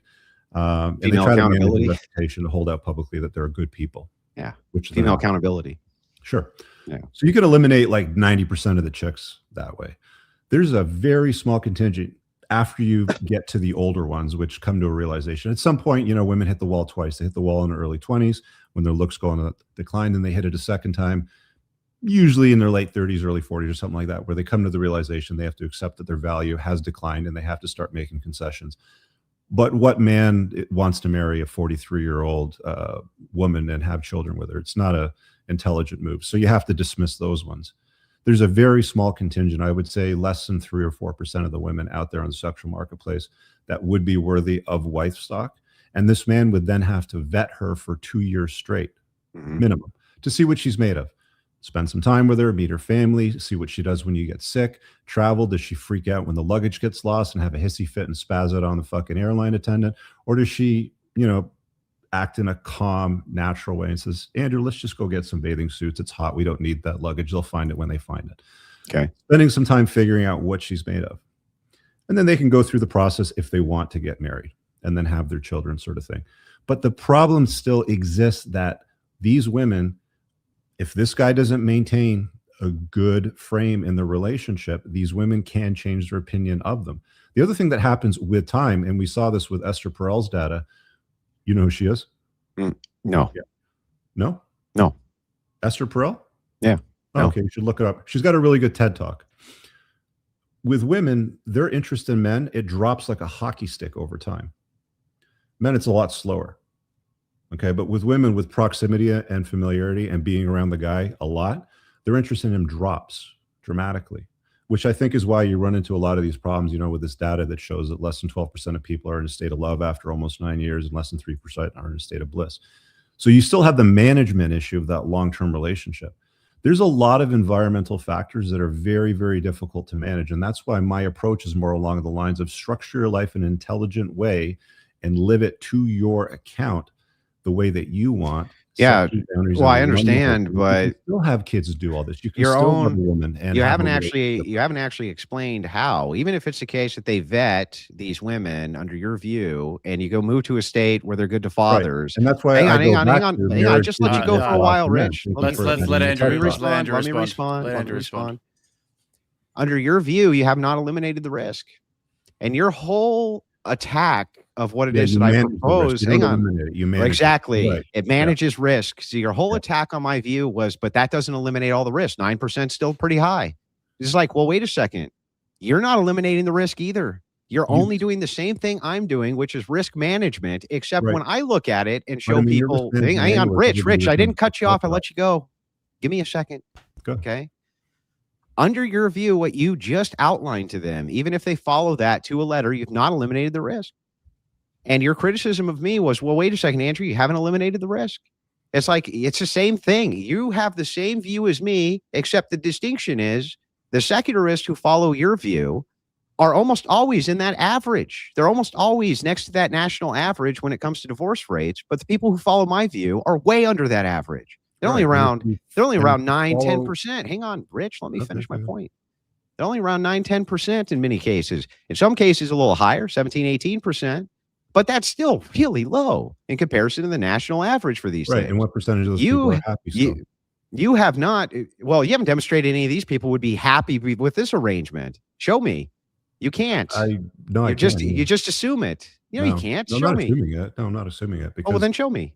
Well, when you follow the data around long-term relationships and living together, it's not very good. There's a lot of people that live together that might be Christian Orthodox that fall into your 9 or 10% category, whatever it happens to be, that are living together. They're in shitty marriages. Wait a second. Hang on. I want to clarify something. Of the people that are paying for Sophia Rain's OnlyFans are Christian men. Sure, but right? Of course, but these guys are jerking off to porn and their wives. Of course, but so are secularist men. So what? The thing is, though, because that's what the rules say. But hang on. I want the delineation here. Are you saying that if you date the same woman and you're not cohabitating with her and you're not married to her, that somehow you're going to love her more? Yes. Okay. Can you demonstrate that? You have some distance. Yeah. Can you demonstrate that? You have some distance between you and her. Yeah. Because you're not. Okay. Well, with what? What data are you appealing to for that? Sorry? What data are you appealing to for that? Well, I mean, you can use the data from the Aaron and the Acevedo one. Okay. And where in the couples that are living together. Yeah, but that doesn't, hang on, that them demonstrating that couples living together may fall out of love doesn't demonstrate that couples who are dating long-term don't also do so. I would need the actual data for that. Well, look, Andrew, I mean, there's lots of data out there. Okay. And there's lots of data that's just bullshit data, like we talked about earlier. But from the perspective hang on, I need a clarification here. Are you saying that there's no actual data that shows that just because you're dating a person long term, you don't fall out of love with them? You're just assuming that, right? Well, I don't think that we have data on this stuff. Yeah. So the thing is like you can't demonstrate for me that's even true. Yes, I can, because when men and women live together, the chances and the probabilities of them actually having a good experience living together is lower than when you live separately. You can love a woman and not live with her, believe it or not, Andrew. Of course, and nobody said that you couldn't. But what you failed to demonstrate is whether or not, if you're dating the same woman for the same amount of time, that you're less likely to fall out of love with her because you don't live with her. That's not the data doesn't support that. You're assuming it. Hang on, baking it into your worldview as an assumption that this is somehow better as a risk mitigation factor. When I'm showing a risk mitigation factor that is working descriptively right this second, that has data to support it, how's that not better? When you live with a woman, you're exposed to family law. When you live in a way that looks like marriage with a woman, you're exposed to family law. One of the other downsides to that is it has an effect on romantic love. We've seen the data on that. It has a negative consequence. There's a direct negative consequence in living together in a way that looks like marriage. Yeah, but that Once you doesn't add the risk demonstrate factor from that the you state. not living together, but just dating Okay, the so- same woman for years Yeah, so we'll just actually agree to doesn't have the same negative connotation. You can't demonstrate that. You Okay. just assume it. Okay, so we'll just agree to disagree on that one. Yeah. Yeah, we can't agree to disagree. I need to know, is that an assumption or do you have data to back it up? You've got the data from the Arana Acevedo Can you study show on me in what that happens data when where it people live shows that together. dating long term makes Let me you love finish. a person more? Let me finish because you have Okay. a habit of running people over, man. I just want to make sure we get to the actual point. I'd like to, but you Okay, keep go ahead. interrupting me. Go ahead. When you live together, there's a clear negative effect on romance. There's also the application of family law when you live in a way that looks like marriage to the government. Smart men don't get married. They don't live that way. That is not a demonstration at all by any scientific means whatsoever that you dating a woman long term and not cohabitating with her leads to more love. That does not demonstrate that. It only demonstrates that if it's the case that you do live with a woman, it leads to less love. That's it. That's the only demonstration you've made. That's not an agree to disagree. Hang on. That's not an agree to disagree. The argument That's that I'm making, Andrew. yeah. Let me What is finish. it? The argument that I'm making is when you live in a way that looks like marriage to the government, family law is going to apply to your life in most cases, with some rare This- exceptions. The second you add children to the plate, family law is going to apply anyway.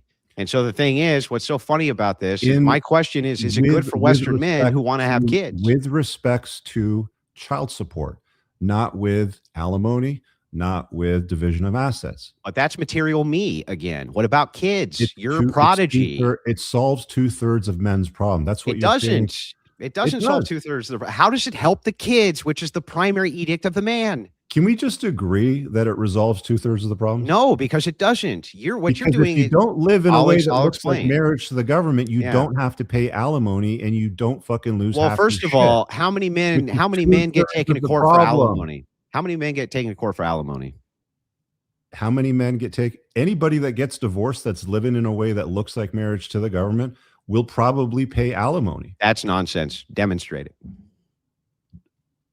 I'm sorry. Show me the numbers of men who actually are ordered to pay alimony. 97% of alimony flows from men to women. That's not what I asked. I asked how many men actually end up having to pay alimony out of the ones that percentage of men who are obligated and divorced. compelled by law, where there's a That's not difference what I in asked. income. What I asked is how many men of the percentage of divorced men have to pay alimony? You want me to look it up and give you the Yeah. number?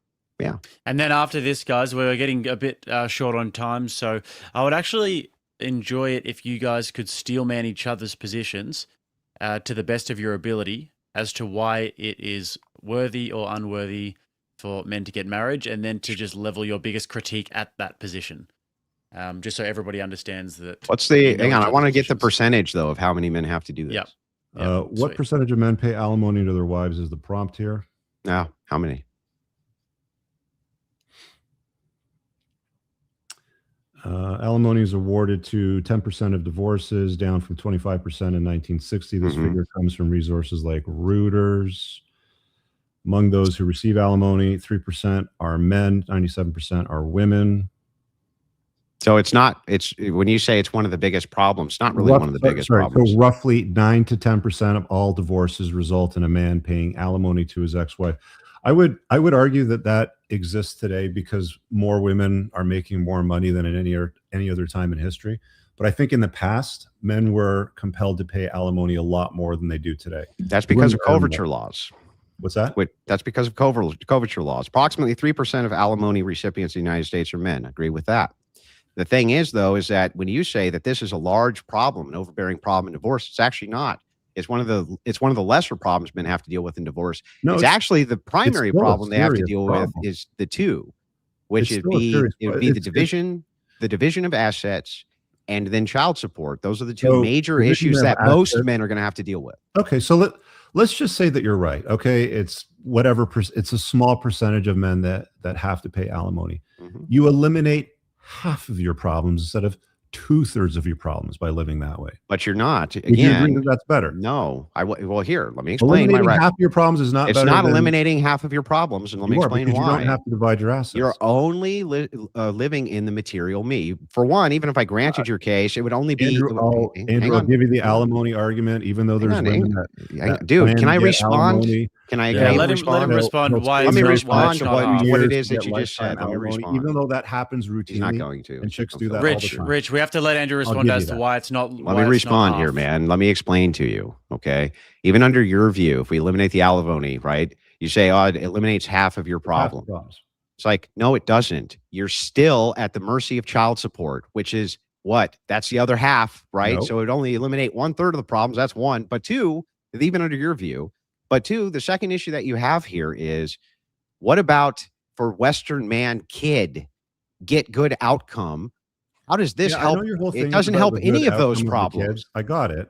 But let's just agree that if you don't live in a way that looks like marriage to the government, you don't have to deal with dividing your assets. Yeah, but that's not the way you're framing this. You're framing issues as being Why can't you individual. just answer the question. I dude? am. No. You're The not. answer is no. That's not the case, because what you're doing is you're leaving a frame up that says the Child only support thing is that separate matters. from The dividing only assets. thing. You Hang on, understand bro. that, right? No, the frame's wrong.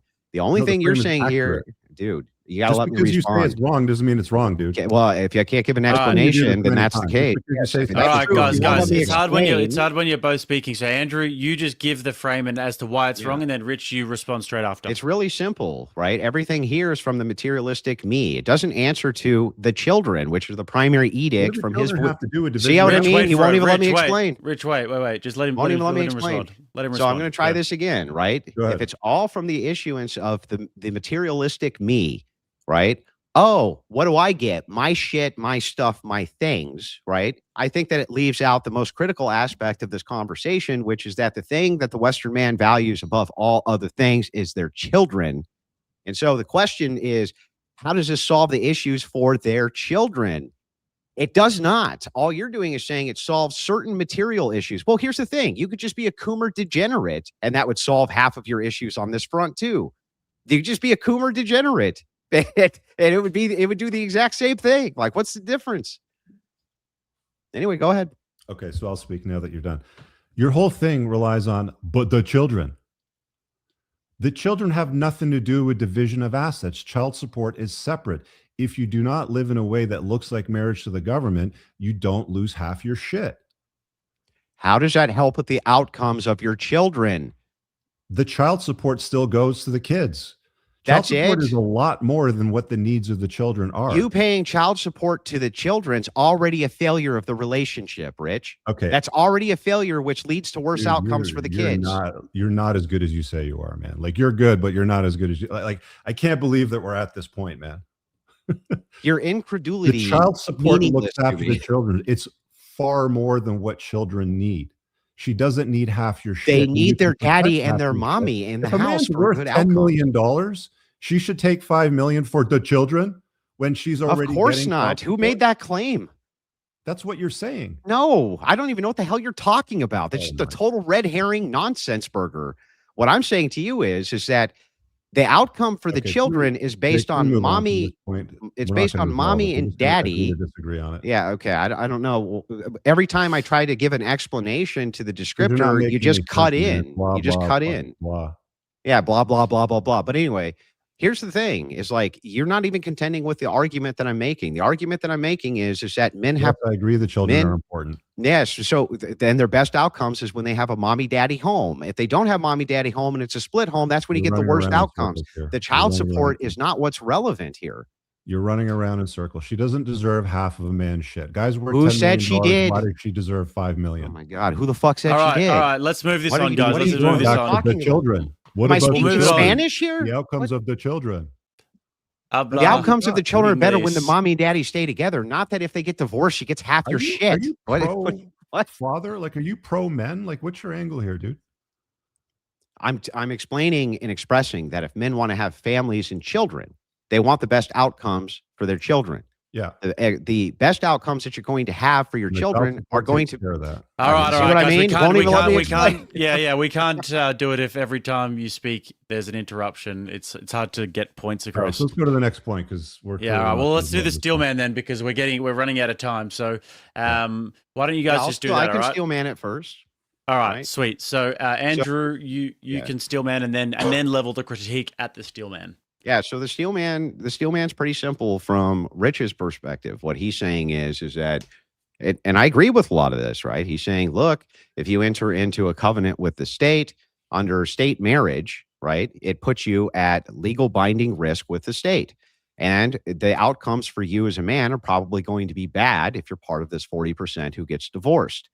And so he's offering a mitigating solution for where you can try to mitigate those issues by solving some of these material problems for men. That's his position. Am I wrong about that, Rich?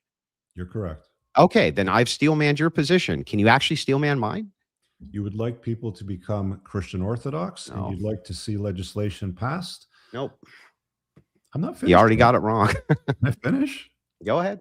You think, sorry, let me rephrase it for you. You think Christian Orthodoxy is a solution Nope. to the prompt, is marriage worthwhile for men? You can bang your head on the microphone, but that's the prompt.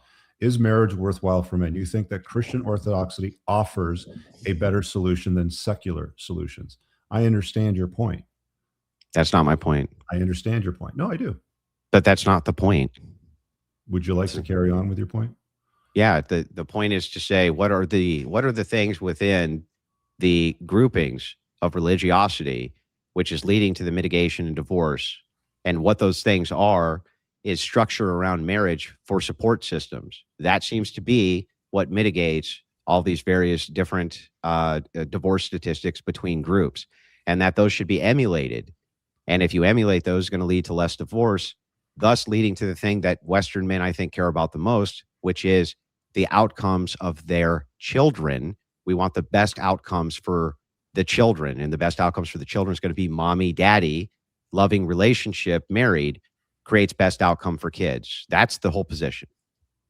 And had I said all of that, you would have said something else. No, I wouldn't disagree have. with it.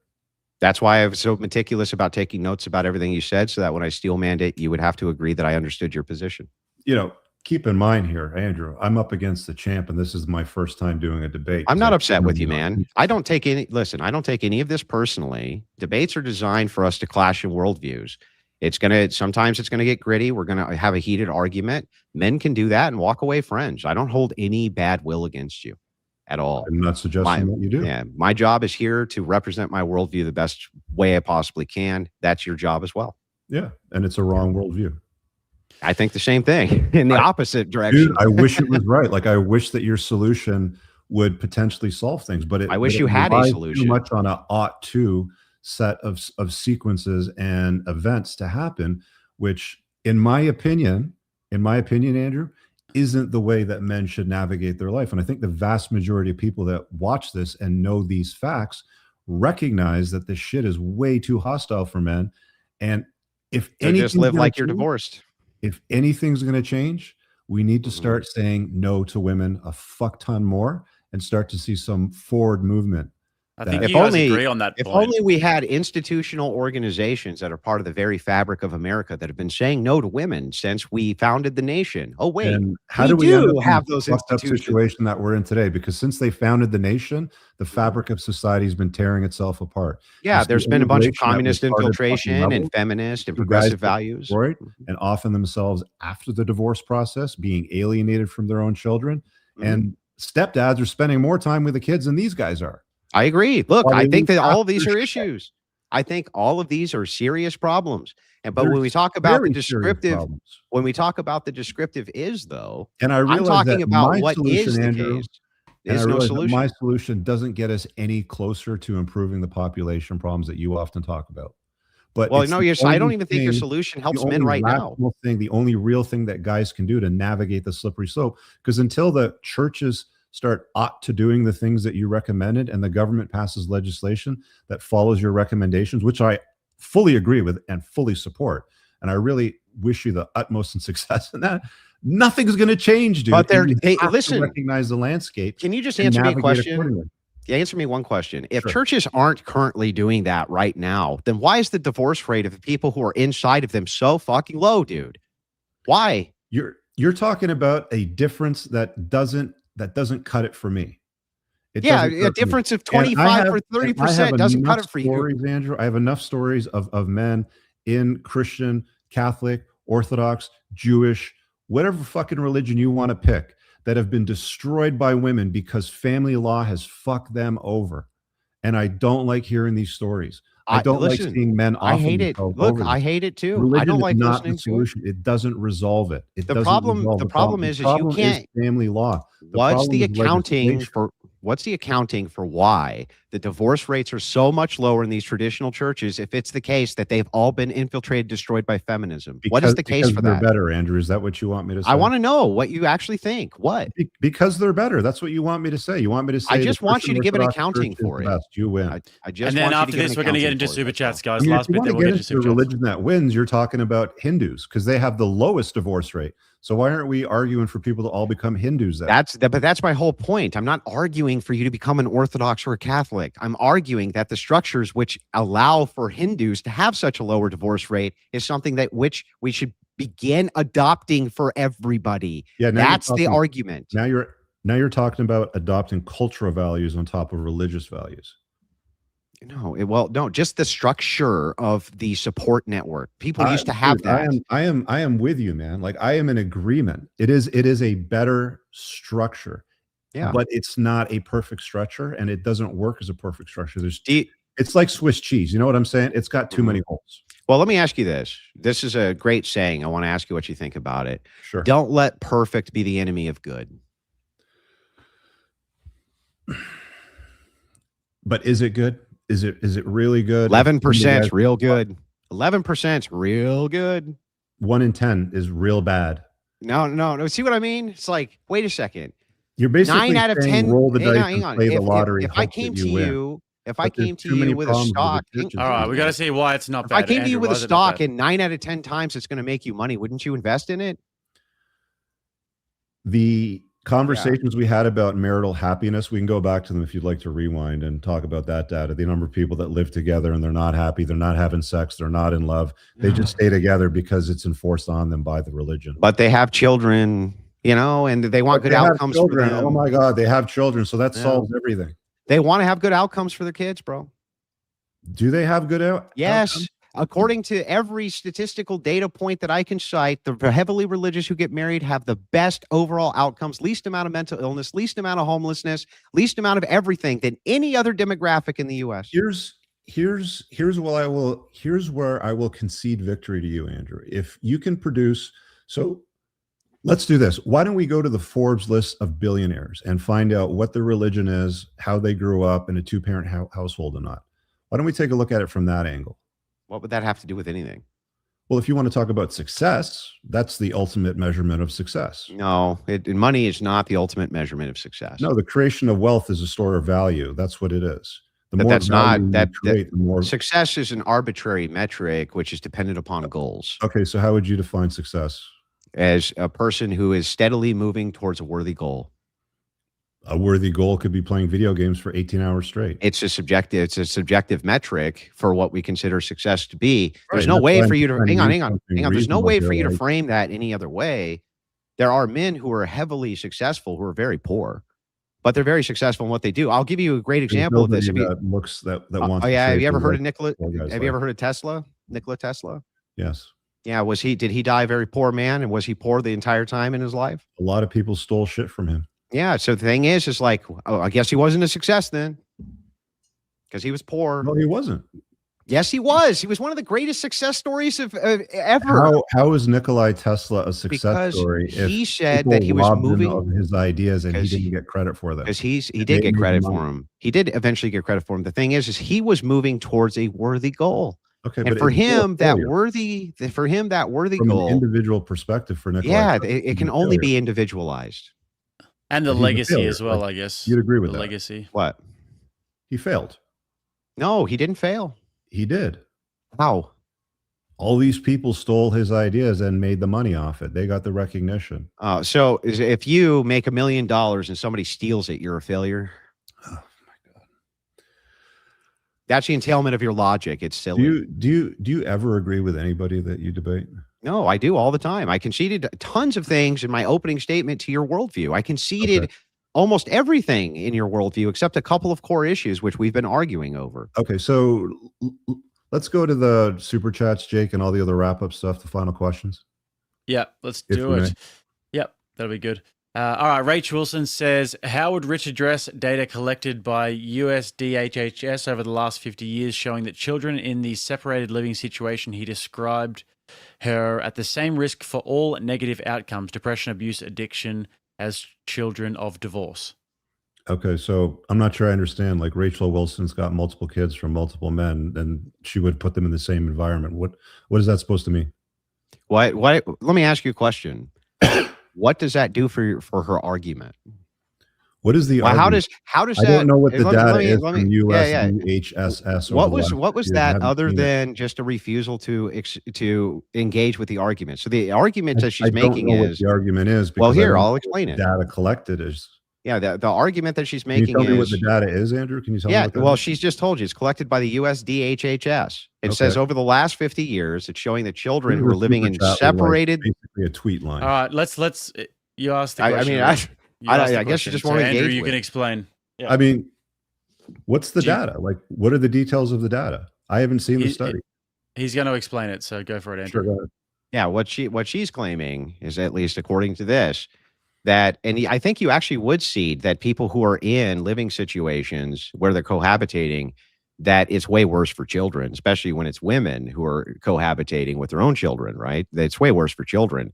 She's saying that the USDHHS is showing that if you're in a living situation where it's the case that you're splitting custody, just like you would be in a divorce, and you're in this case, the living situation you explained, where you buy her a condo and you just share the custody of the kids, leads to the same exact outcomes of depression, abuse, addiction, which follows if you're divorced and it leads to those outcomes because of the separation of family. Why wouldn't it lead to those outcomes if you just purposely separate the family? Well, you don't purposely separate the families. Like getting divorced and having family law apply these rules to your life creates these outcomes, doesn't it? You don't live in a way that looks like marriage to the government so that you have at least some control over the situation and a bargaining chip. Well, I don't. I'm in agreement. She's living separate from you. Good access to the children with both parents. Yeah, but she's living separate from you, right? Well, you're still the head of the household. You're still paying for everything. Well, I don't. The thing is, though, is that if you're in a distinct, the children, you still have access to the children. You still make decisions. Like when women get divorced, they often unilaterally make their own decisions. They'll make decisions for medical procedures, where to live, what school zone to put the kids in, whether or not to change the kids' names and shit like that. You don't have that happen when you're parenting those children. You do. When you're divorced, separate households. Hang on. When you're divorced in a way that looks like marriage to the government. When you're divorced and awarded joint custody, right? You're also at the head of your household. No, you're not. How are you not? You know that because Rachel has been divorced a couple times. You know the difficulties that are involved with co-parenting children. And yeah, but if you didn't have stepchildren, why wouldn't you be? And they were all your biological children. How would that be the case that you're not in charge of your own household? No, you don't have the same authority in a separated environment as you do when you lead. I don't understand. Help me out here so I can understand this. So you're a guy. All your children are yours. They're all divorced, right? Like you don't have every one of them is biologically yours. The conditional of whatever my personal life has nothing to do with the argument. No, but I'm asking you very. It's irrelevant. It's irrelevant. I'm asking you. It's irrelevant. I'm asking you this question because I'm asking you if you've lived through it. So if you know why, that's totally irrelevant. The question becomes this: if it is the case that you have joint custody of your children with, I don't know, woman B, they're all your children, right? You're splitting custody.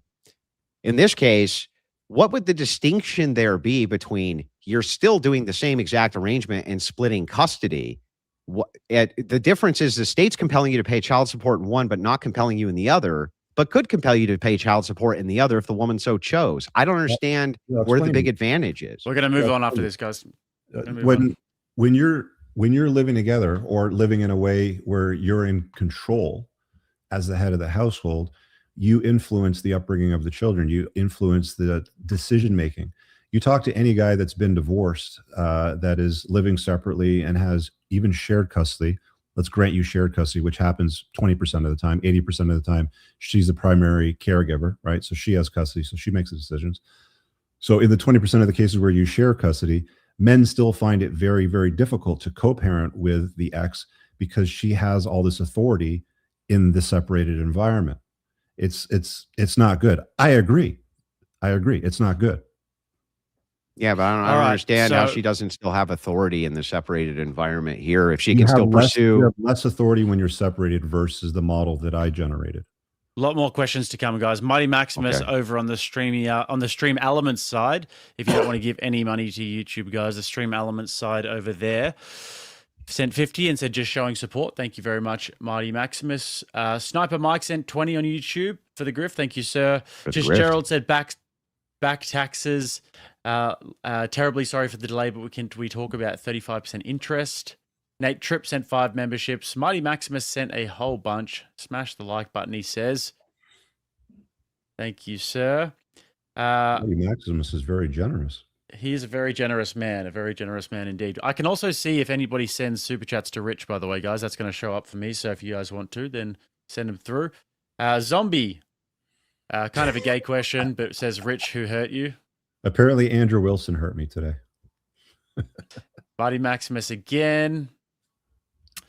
Now, That's this all kind you of got is who hurt me, not you're a homosexual, you got a small pee-pee. Come on, you got to do better than that. Usually women will dive into that if the first one doesn't work.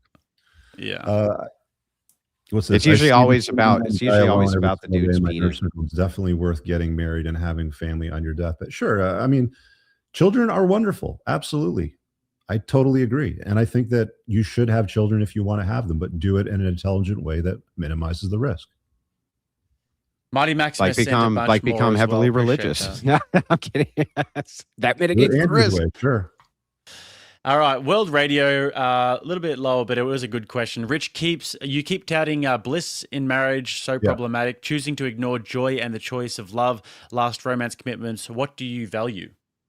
I mean, that's what they were collecting data on is do people still love each other after 8.94 years or whatever it was, and less than 13% do. The rest of them are living in a state that isn't love. Disagreement, contempt, I don't know. I mean, but living together generally doesn't facilitate long-term romance and love in relationships. There are exceptions. Clearly, Andrew and Rachel have a great relationship. Good for them. But that's the exception from what generally happens for most people. But remember here, ladies and gentlemen, that there wasn't actually any demonstration that living apart over a sequence of many years is going to do anything to increase love from a scientific perspective, just from an anecdotal. All we know is what happens when you live together in close proximity and are very familiar with one another. But that doesn't mean that you prescribe not to do that because that's better without any scientific proof. That's insane to me. Okay, well, maybe they'll study that one day for you and we can have that conversation. Well, I mean, right, shouldn't we have the Rachel- conversation studied before the prescription's in place? Well, I can tell you from experience that it works a lot better than married people. All right, a couple coming in from Rachel here said the state of Utah had granted women suffrage in 1870. The right was rescinded in 1887 by the Edmunds-Tucker Act until it was reinstated in 1920 under the 19th Amendment. We can giveth and taketh away. Like And we did with also Roe v. Wade. And also says it sounds like Rich is the same as women who want to shift these burdens onto children so that he can have what he wants. How is this different from the women who divorce so they can be happy and have what they want? I don't understand the question. What's that supposed to mean? Well, she's saying women are often the number one reason that they're getting divorced for, can't reconcile or whatever. Boredom, whatever. Yeah. Yeah, it's because they want stuff. It's some material condition they're not happy with, or some feeling that they're not happy with. And she's just saying, if they're willing to put their children through all that hell because they're not happy with their situation, isn't your prescription essentially doing the same thing there? No, because you're still leading the relationship. She's still following your lead. You're paying the bills. You're still parenting the children. You have the authority in the household. I don't know why that's confusing. Because there doesn't seem to be any mitigation of the risk of her just pursuing child support anyway. Why would she pursue just child support when she can have everything else? Yeah, why do wives do that when they could just have everything else? You That's know what I the mean? point, exactly. Why would she? So listen, why would she pursue child support, which might amount to a small fraction of the value that she's getting right now, living in a way where she's under his authority, he's paying for everything, he's parenting the children, he loves the woman, he loves the children. It's just he doesn't live in a way that looks like marriage to the government. He's still But following his lead. He still I has don't authority in the understand household, right? Like, how you this follow is me on that. beneficial to the man or the child still, honestly. Sorry, man. Say that again. Just back up 5 seconds. I don't actually understand how this is overly beneficial to the children or the man. It seems like he's Children still at don't the have mercy the of this. father. If a man can afford, for instance, to put his woman up in some other house and pay for that and his own Mhm. and this type of thing, then I don't understand why she wouldn't just pursue child support. Is she still going to get a big windfall there? Why would she pursue child support if she's happy and in love with the man?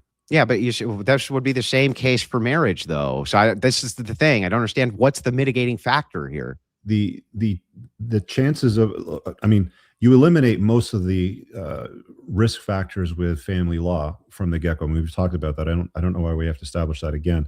But Because you aren't. You're just saying that it's already been they can established. still I think pursue viewers it. would agree that it's been established. And then the second part to that is you're not living in a way that's not conducive to a productive, healthy relationship. Most people that live together don't like each other. That Most doesn't people that demonstrate don't that live people who together don't. actually like each other. That doesn't demonstrate that people who don't live together for many years, raising children together, do like each other. That there's no demonstration of that. It's just anecdote again. Well, I mean, you have the data from the study we talked about earlier. That data doesn't prove that people who aren't living together in They're not in long-term love. relationships become happier over time. That's The not what vast that majority of people shows. that live together are not in love. That All right, doesn't we're gonna move prove on, that guys. people who That's don't live living together and are. being married and having children is being in love. We don't isn't have it? too much time. I know, Rich, you probably might have to bail soon. You did say you had to be out 20 minutes ago, so just let me know if you Go ahead. do have to bail at any point. I On appreciate Rich's you side telling me. here, Agent Neptune for 10 said Rich W. Michael Darling, whatever that says, for 20 says we had thousands of years of historical strong families under multiple religion and religious patriarchies. Liberalism's a short-term failed experiment. I think we would all kind of agree with liberalism being a failed experiment. Well, it hasn't failed yet, but it's going to fail. Yes. Yep. So I guess the sort of crux of this one is avoidance not being the solution. So why would you want to not live with avoidance. yourself over your child and your mother? It's not avoidance. You can love a woman and not live with her or live in a way that looks like marriage. It's not avoidance. You still have a relationship and you can still be a father. It's avoidance of Andrew's prescription. Blaine said for Rich's sippy cup fund. Thank you. Appreciate that. Make sure you send that $20 to me, Jake. I wouldn't mind having a nice sippy cup. Get your Rattlesnake TV mug. Hey? Sippy cups are underrated. Yeah, absolutely. Edward said, what's the point of life if you're not trying to raise kids and give them the best start? Your bloodline and values are gone. I don't see how you give kids real stability without marriage. I just explained it to you. I don't know why that's confusing. Because there's no You have scientific children, evidence you that love proves the it. woman, you parent the children, you just don't live in a way that looks like marriage to the government, where it's hostile towards men. That's just cohabitation then. No, and you're those not lead to actually terrible cohabitating. outcomes. You're actually not cohabitating. No, well, then You're I keeping don't two separate residences so you don't live in a way that looks like marriage. Yeah, right. But and this is going to require some serious wealth too, right? So make some money, be successful. Yeah, Be right. a So fucking I man. mean, Do the this is work. completely unachievable for the normal person. Totally unachievable. What you're talking about, like the average Well, I mean, 20-something-year-old cannot achieve the you live in another residence and Like that then was I the pay for problem everything. with Christianity and monogamy from the get-go. Is it's lowered the standard considerably, right? Like the society's outcomes have been reduced by let's make sure everybody has children. Let's make sure everybody has one woman, right? Oh yeah, you mean leading to like one of the most stable societal structures which has ever existed in all of mankind? I'm guessing you're not familiar with the construction methods of the pyramids of Giza that they cannot reproduce today. That was an ancient society that was not monogamous, didn't follow Christianity, and far superior to what we deal with That today. doesn't mean that the society itself was stable because they had a feat of magnificence. That's ridiculous. That's not even a correlate to a good society. You should have a look at some of these ancient megalithic structures, and you'll understand that today's society is retarded in comparison to what they built and how they built it. Wait a second. That's absurd on its face. The thing is that you can take a look at feats of Roman engineering as well, including their aqueducts. Which we can't do gold plating the same way that they did either. We don't even understand, nor can we do underwater fire, which they had access to. You want to talk about the Temple of Jupiter? Their societies themselves that the Romans built on top of something that already existed that they couldn't produce themselves. Yeah, I got it. Roman architecture. You're not demonstrating those societies were stable. Ancient architecture from lost civilizations. You can't say today's world is far better than what existed before. No, I'm saying that the society today that is clearly superior to what we can produce today. So you're saying that polygamy leads to monolithic structures? Maybe. I don't know. We don't have all the answers to that, but Christianity. Fuck, if only I had 5 wives, then we'd start building fucking pyramids. It's like, what? If I had 5 wives, pyramids are coming. I got 4 more wives. I'm going to build a Lego pyramid. It's like, that's just silly, right? That one doesn't lead to the other. That's illogical. Silly.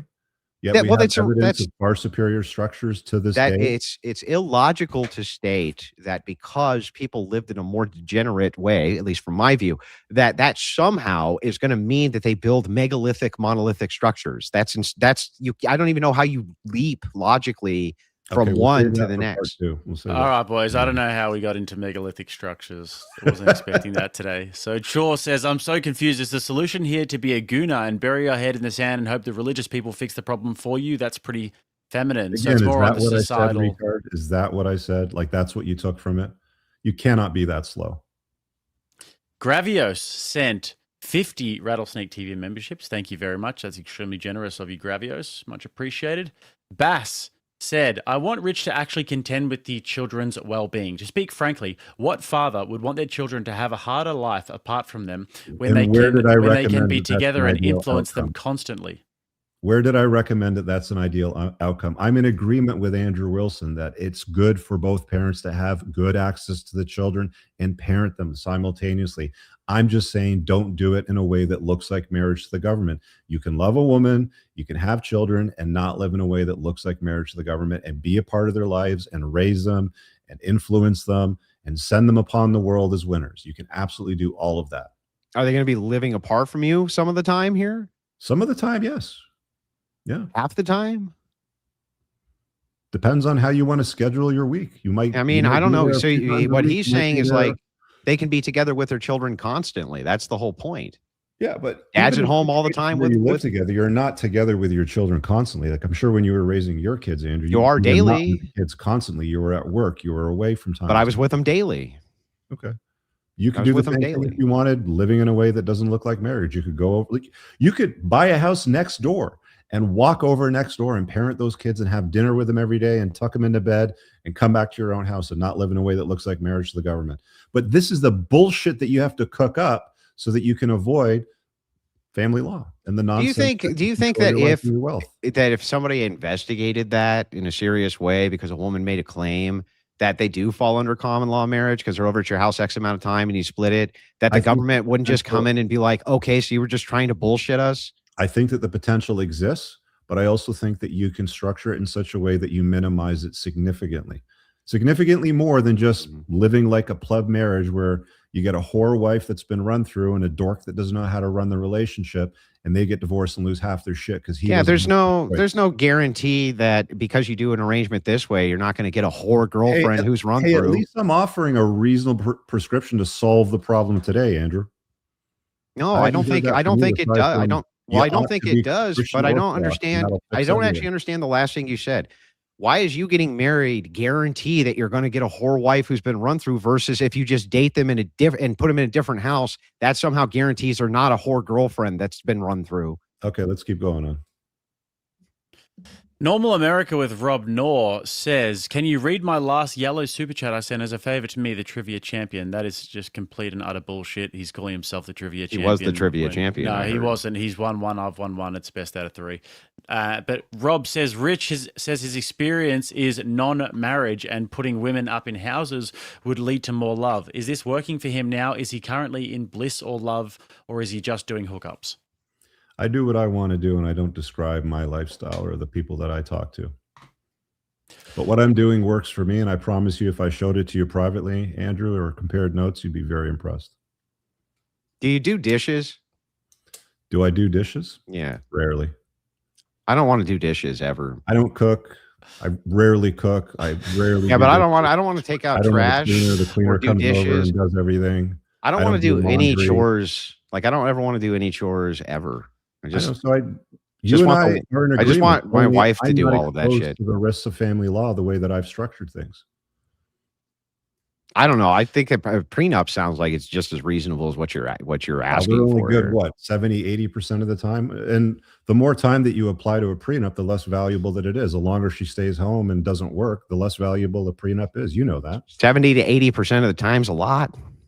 Sure. I mean, if you apply it 3 or 4 years after marriage, but if she's been a stay-at-home mom for 12 years and hasn't worked, you know exactly what they do, man. I've seen. Then what you do argument. is every 4 years you re-up a new pre-up, don't you? If she agrees to signing it, yeah. If she sure. doesn't and you leave her then Or with you the can prenup, avoid all of that by not living in a way that looks like marriage to the government. You don't have to jump through any of those. you have to hoops. have significant wealth to do that. That's not achievable for most men. Okay, make money. What's the The problem? bud? cynic, Because for that's not 20. achievable. We can't all be rich, dude. Okay, so when are you going to start working on legislation that changes things so men can't get fucked? We have been. That's all I've been pushing for years. I haven't seen anything. You haven't seen Roe Where v. is Wade it? get overturned? You haven't seen that? Roe versus Wade. Yeah, we already Yeah. covered that. It's got to do with abortion. That doesn't have to do with family law. Yeah, but that's one aspect of Let's women see being it able to start kill applying men's. family That's an law, aspect man. of I'm looking women for being able to something kill solid men's here. children. I'm That looking is a for men's something rights solid advocate. here, bro. Something Yeah, dude, solid to okay, sink whatever. my teeth into. Yeah, here's something you sink your teeth into. It Okay. was the law of the land in the United States that women could at will kill men's fucking children without their consent. Yeah, that's a men's rights issue, dude, and They a can pretty still do major it. one And they can still do it.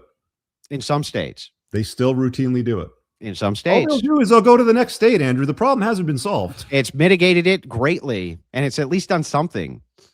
Okay, let's do the The next one. Go ahead. cynic for 20 over here says all relationships with everyone are annoying. The idea of being happy or unhappy is par for the course. Using that as an excuse to abandon or avoid creating a family is a weak argument.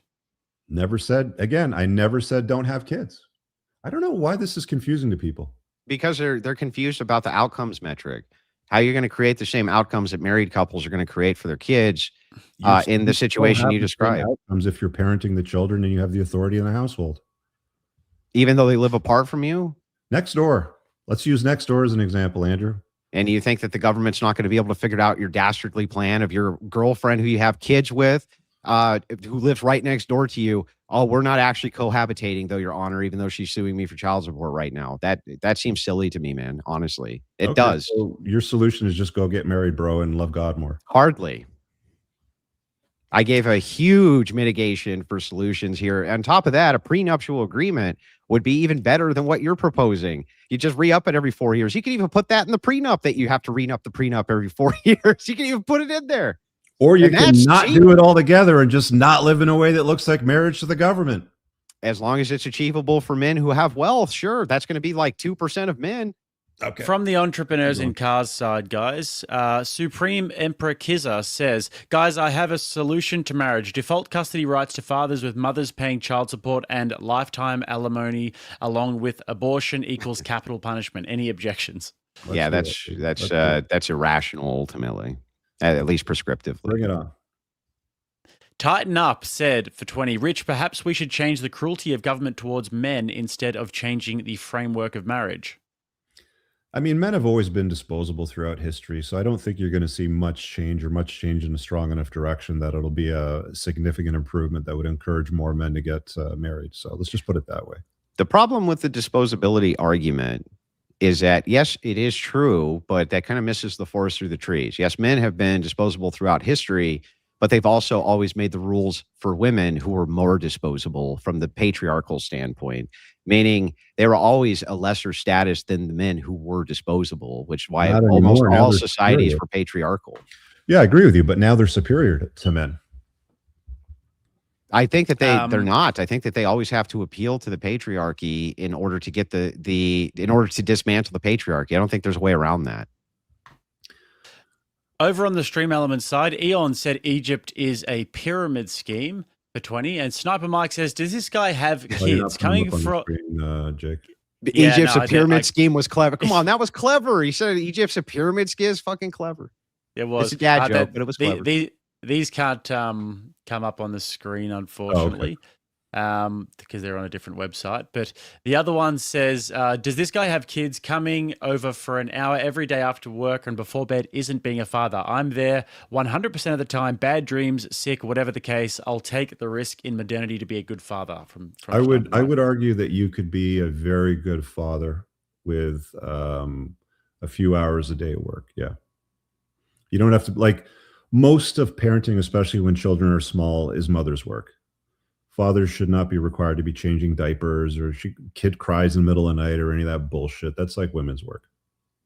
For the tender Any years. Objections, Andrew? For the tender years. No, well, I mean, I think that largely it falls under the woman's domain to be the primary caregiver in the tender years directly to the child until they reach the age of rationality. And then I think that shifts. And that they need the masculine at that point. What's that? After about the age of 5 or 6, I think dad should be doing more of the parenting. Maybe 7, like age of rationality, or 8, but 8, whatever we consider the age of rationality to be. It's 6. I'm willing to concede 6. I'm not saying that that's a bad number. I'm not sure what age. I mean, you do agree that fathers do a far rationality. better job raising children than women alone, yeah? Generally speaking, yes. Yeah, the data. Okay, good. Of course. Yeah, of course. The thing is, though, is like, I understand the feminist cope on that too. I wreck them on it all the time. But the point is that the tender years, I do think that women are going to, like, they're a necessary caregiver. And I do think that children do need that. And then the aspect needs to flip over the age of rationality, that they see the primary dominion as being the man, not necessarily that they still have to give the most amount of interpersonal care. I don't think that that's the necessity portion, but rather they see inside and out that men are not actually dangerous. Men are not actually horrible. Men are not actually monsters. Men actually are there for a purpose, an ontological purpose put here by God, at least from my view. And men are good. Men are benevolent, ultimately. All right. Yeah, well, the last one I've got here is from Basado saying, Sarah Stock nuked this whole ortho or Catholic marriage is worth it meme. Also, Rachel needs to apologize to Pearl. Pearl clocked Sarah in August whilst Rachel was simping for Sarah. I think that's nobody owes Pearl an apology. She's retarded. Well, there's two things there. The first thing is that Rachel's also gotten it right when Pearl's gotten it wrong. I'll point that out. And then the second thing is that there was no pre-information where anybody knew exactly what was going on. You have to deal with information as it comes out. But how an individualized case of a skank doing skank shit is going to fucking do anything compared to the statistics which are available to us that we can actually gravitate towards and utilize, at least to some degree, for prescriptive claims. I don't know how Sarah Stock fucking Schaefer does anything against that. I think that whole situation is pretty foul. I mean, the problem with that argument, though, Andrew, is like the TradCon, religious consort has a lot of egg on their face over the last few years. With like giving women a microphone was a bad idea, because this is what you end up. That wasn't TradCons who did that. What's that? That wasn't TradCons who gave him the microphone. I'm not saying that it was, specifically, but I mean, you have so many of these like sex scandals now over the last few years with all these traditional conservative style broadcasters that also associate with religion looking really, really fucking bad. Schaefer was not a Christian, for one thing. People forget this constantly, but Schaefer had only recently, after he had begun banging her, by the way, decided that he was going to make the movement pivot towards Christianity, which that's very similar to what Nala Ray did. That's one. These people weren't exactly entrenched in their value structures for decades, or even attempting it for longer than a year or two. And Sarah Stock, right, She's young, and I don't even know how the fuck she got on the scene. I always thought she was a dummy, but that was just me. You know what I mean? Dummy When you say that wears a crucifix and talks in a microphone, she's going to get eyeballs. Like, that's why they use them. of course, I don't even disagree with that. That's why you Look, get the Lauren Southerns. That's why you get totally the agree. Michaela Petersons. Like, Totally agree. But when we're talking about trad cons, like the idea of trad, me and my wife both think is retarded. I think it's just stupid. It has nothing to do with what the advocation is. The advocation is based around Christian ethics, not traditionalism. Traditionalism, there's all sorts of things about traditionalism which are retarded. But the Christian ethics is the timeless portion. That's where the advocation comes in. It's like with the Sarah Stock thing, you're right. There's tons of sex scandals within all kinds of churches. There ain't no doubt that that's true. And with all sorts of arbiters of a specific morality or this type of thing end up in all sorts of scandal. But it's not like secularists or non-Christians are immune from this. Let's take, I don't know, Destiny. He ended up doing all the Coomer shit he was doing, ended up giving out, underage pics, perhaps. Vosh ended up with horsecock and lolicon on his fucking computer. Fucking, like the list goes on and on and on of the non-Christian degenerates out there. And it's like, well, those guys over there got egg on their face. It's like, I think they're fucking pretty clean in comparison to the opposition. I mean, trust me, Andrew, I don't like Destiny, and I'm not defending this retard, but they don't LARP as being better. They don't LARP as being they do. Like they do in a different way. Sort of angle to life. Whereas Destiny's whole thing is consent. It's all about consent, man. While he's non-consensually sharing women's fucking shit, that is a LARP. It's the same shit. It's a fucking LARP. It's you LARPing about a value structure you don't have or even care about. It's the same shit. Right. But I mean, if you hold that to the public that my club, like AKA my religion, is the best, and then you behind the scenes are covertly acting degenerate, you're like, it's not a good look for the religion. And that's one of the arguments. Like, that's one of the things that I struggle with Christianity, because it tolerates too much, right? Like, why are they baptizing these disgusting whores that have run through 2,000 dicks in a day? Because the religion said, like, there's got to be a line in the sand where it's like, no, we can't, we're not going to do you. Sorry. I'll give you the answer to this. They aren't. Heresy churches, which run massive baptismal services. But I'm not hearing like the mainstream churches protest it. They do, actually. They say that women, so for instance, like Catholics and Orthodox, right? Well, you probably haven't looked, but you should. Catholics and Orthodox have a waiting period, for instance. You don't just go in and get baptized. You have to go through a catechesis before you can get baptized and become a member of the church. It takes a year or two, or often 3. And the whole point of that is so that you can be vetted to make sure that you can enter the body of the church. And if you're doing shit that you're not supposed to do, like, I don't know, having an entire ministry that you made up so that you could sell a grift, they tend to go, nah. Scenario. They just give it to anybody. So it is the case. Who does? Like, they just do these drive-through baptisms for these whores because it's like one of these ministries that doesn't align with the original scriptures. No, I'm saying that there's got to be a lot more noise. There are traditional churches. This is wrong.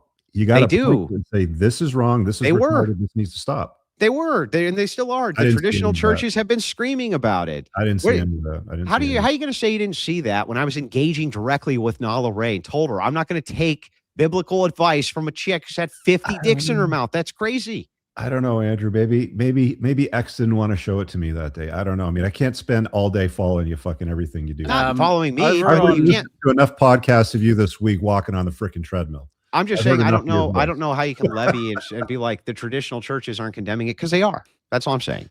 Over on the entrepreneurs in cars side, a more overt statement of it. That's all. Okay, that's fair. Doug says, I wish Andrew had a better argument for marriage than just marry these 304s because God got you, bro.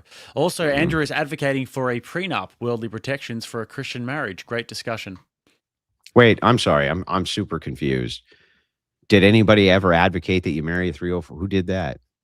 I didn't hear Was it that guy? That guy?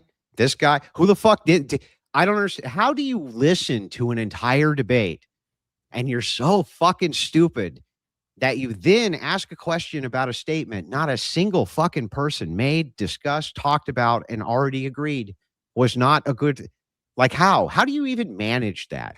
What's the IQ level of people? When I read these comments saying that I'm telling people not to have kids? What is the IQ level of humanity where this is what they come up with?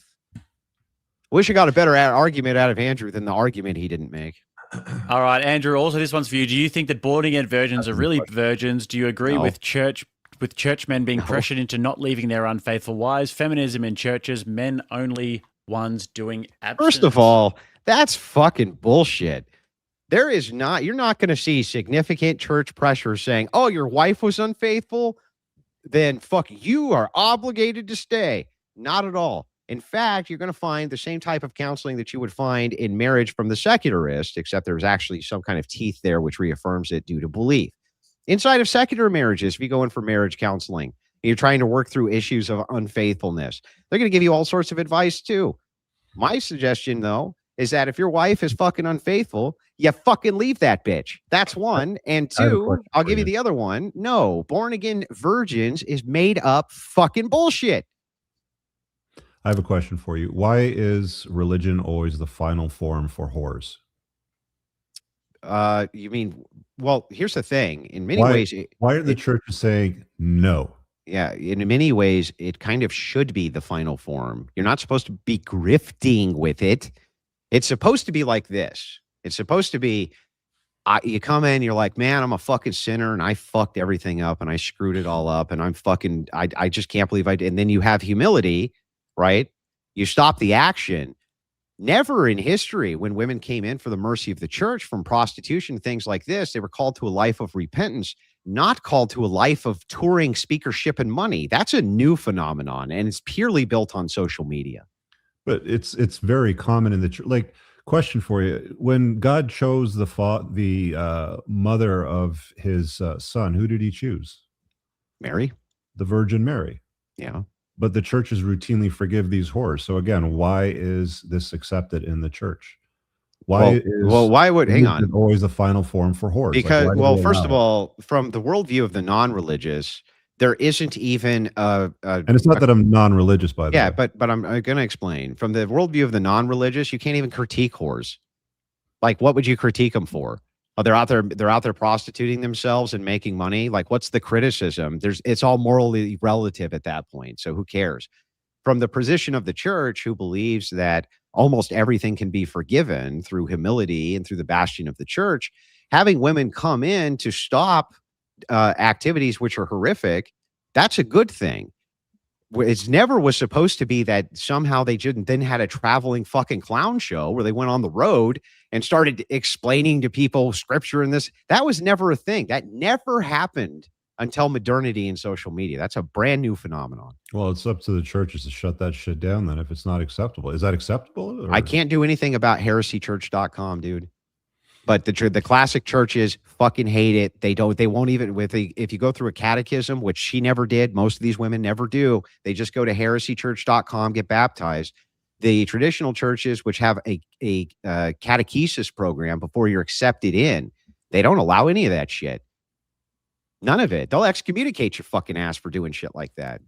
We did have one more coming from... Even me, like, here, I'll give you an example. Even me, let's say that I came out tomorrow and I was like, here's an orthodox guide for marriage and what Orthodox should be doing in marriage and blah, blah, blah, blah, blah. And I had a guide and I was selling it and shit like that.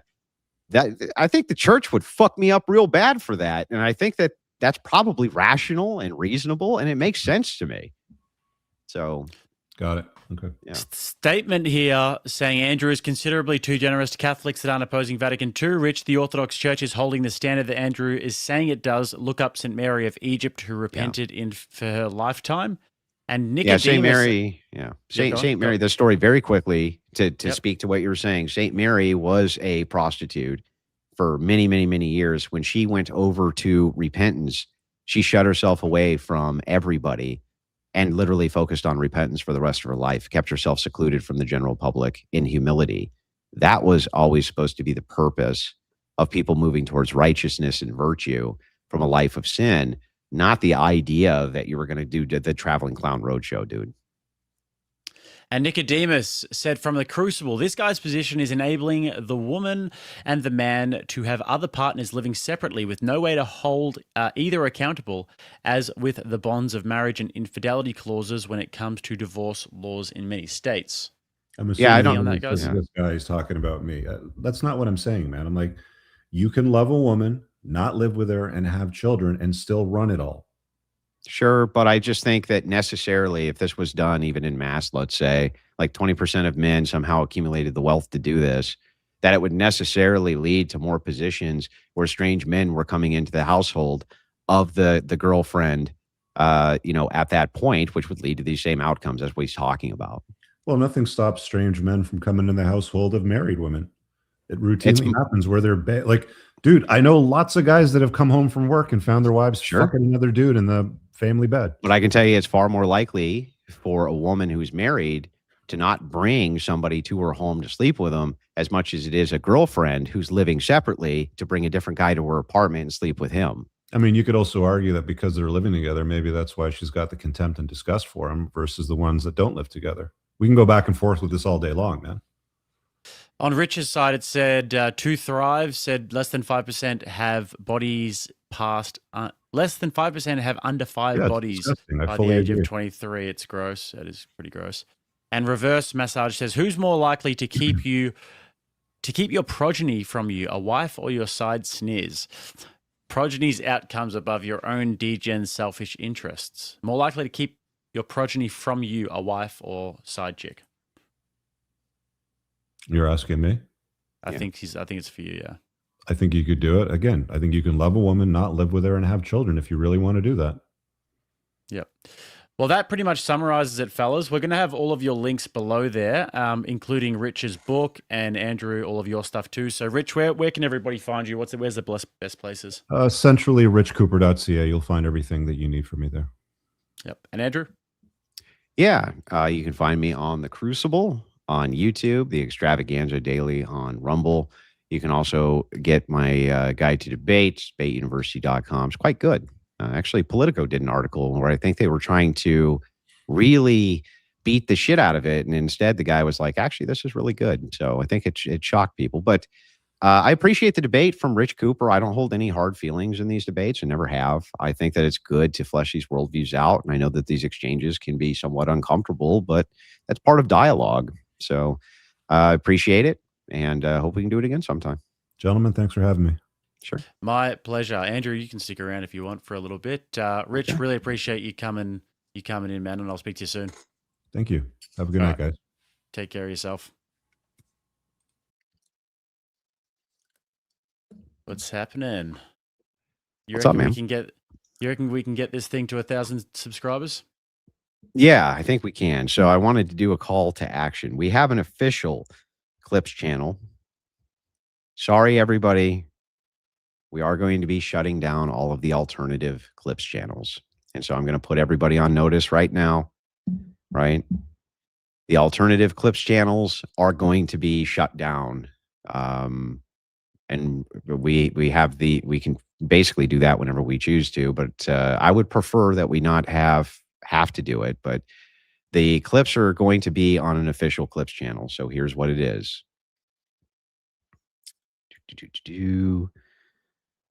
We've got it on screen as well. You got it on screen? Okay. Yeah, right there. Andrew Wilson Clips official. Okay. Andrew Wilson Clips official is what we're going to have. Now, the thing is like people been cutting a fat hog off my clips for a long time. And so it was either this or we just shut them down. You know what I mean? And I would prefer not to do that. So that's where everyone needs to go. Andrew Wilson Clips official. Most of these other Clips channels are going to be shut down, whether they do it by, whether they actually volunteer to do it because it's not their shit, or we have to, send off DMCAs, which I've never had to send one of those. I really don't want to. So now it could be the case that some people are running some like Clips channels and things like that, where we'll allow some forms of clips for them to still put up, right? But this is the official Clips channel where I want people to go. So awesome.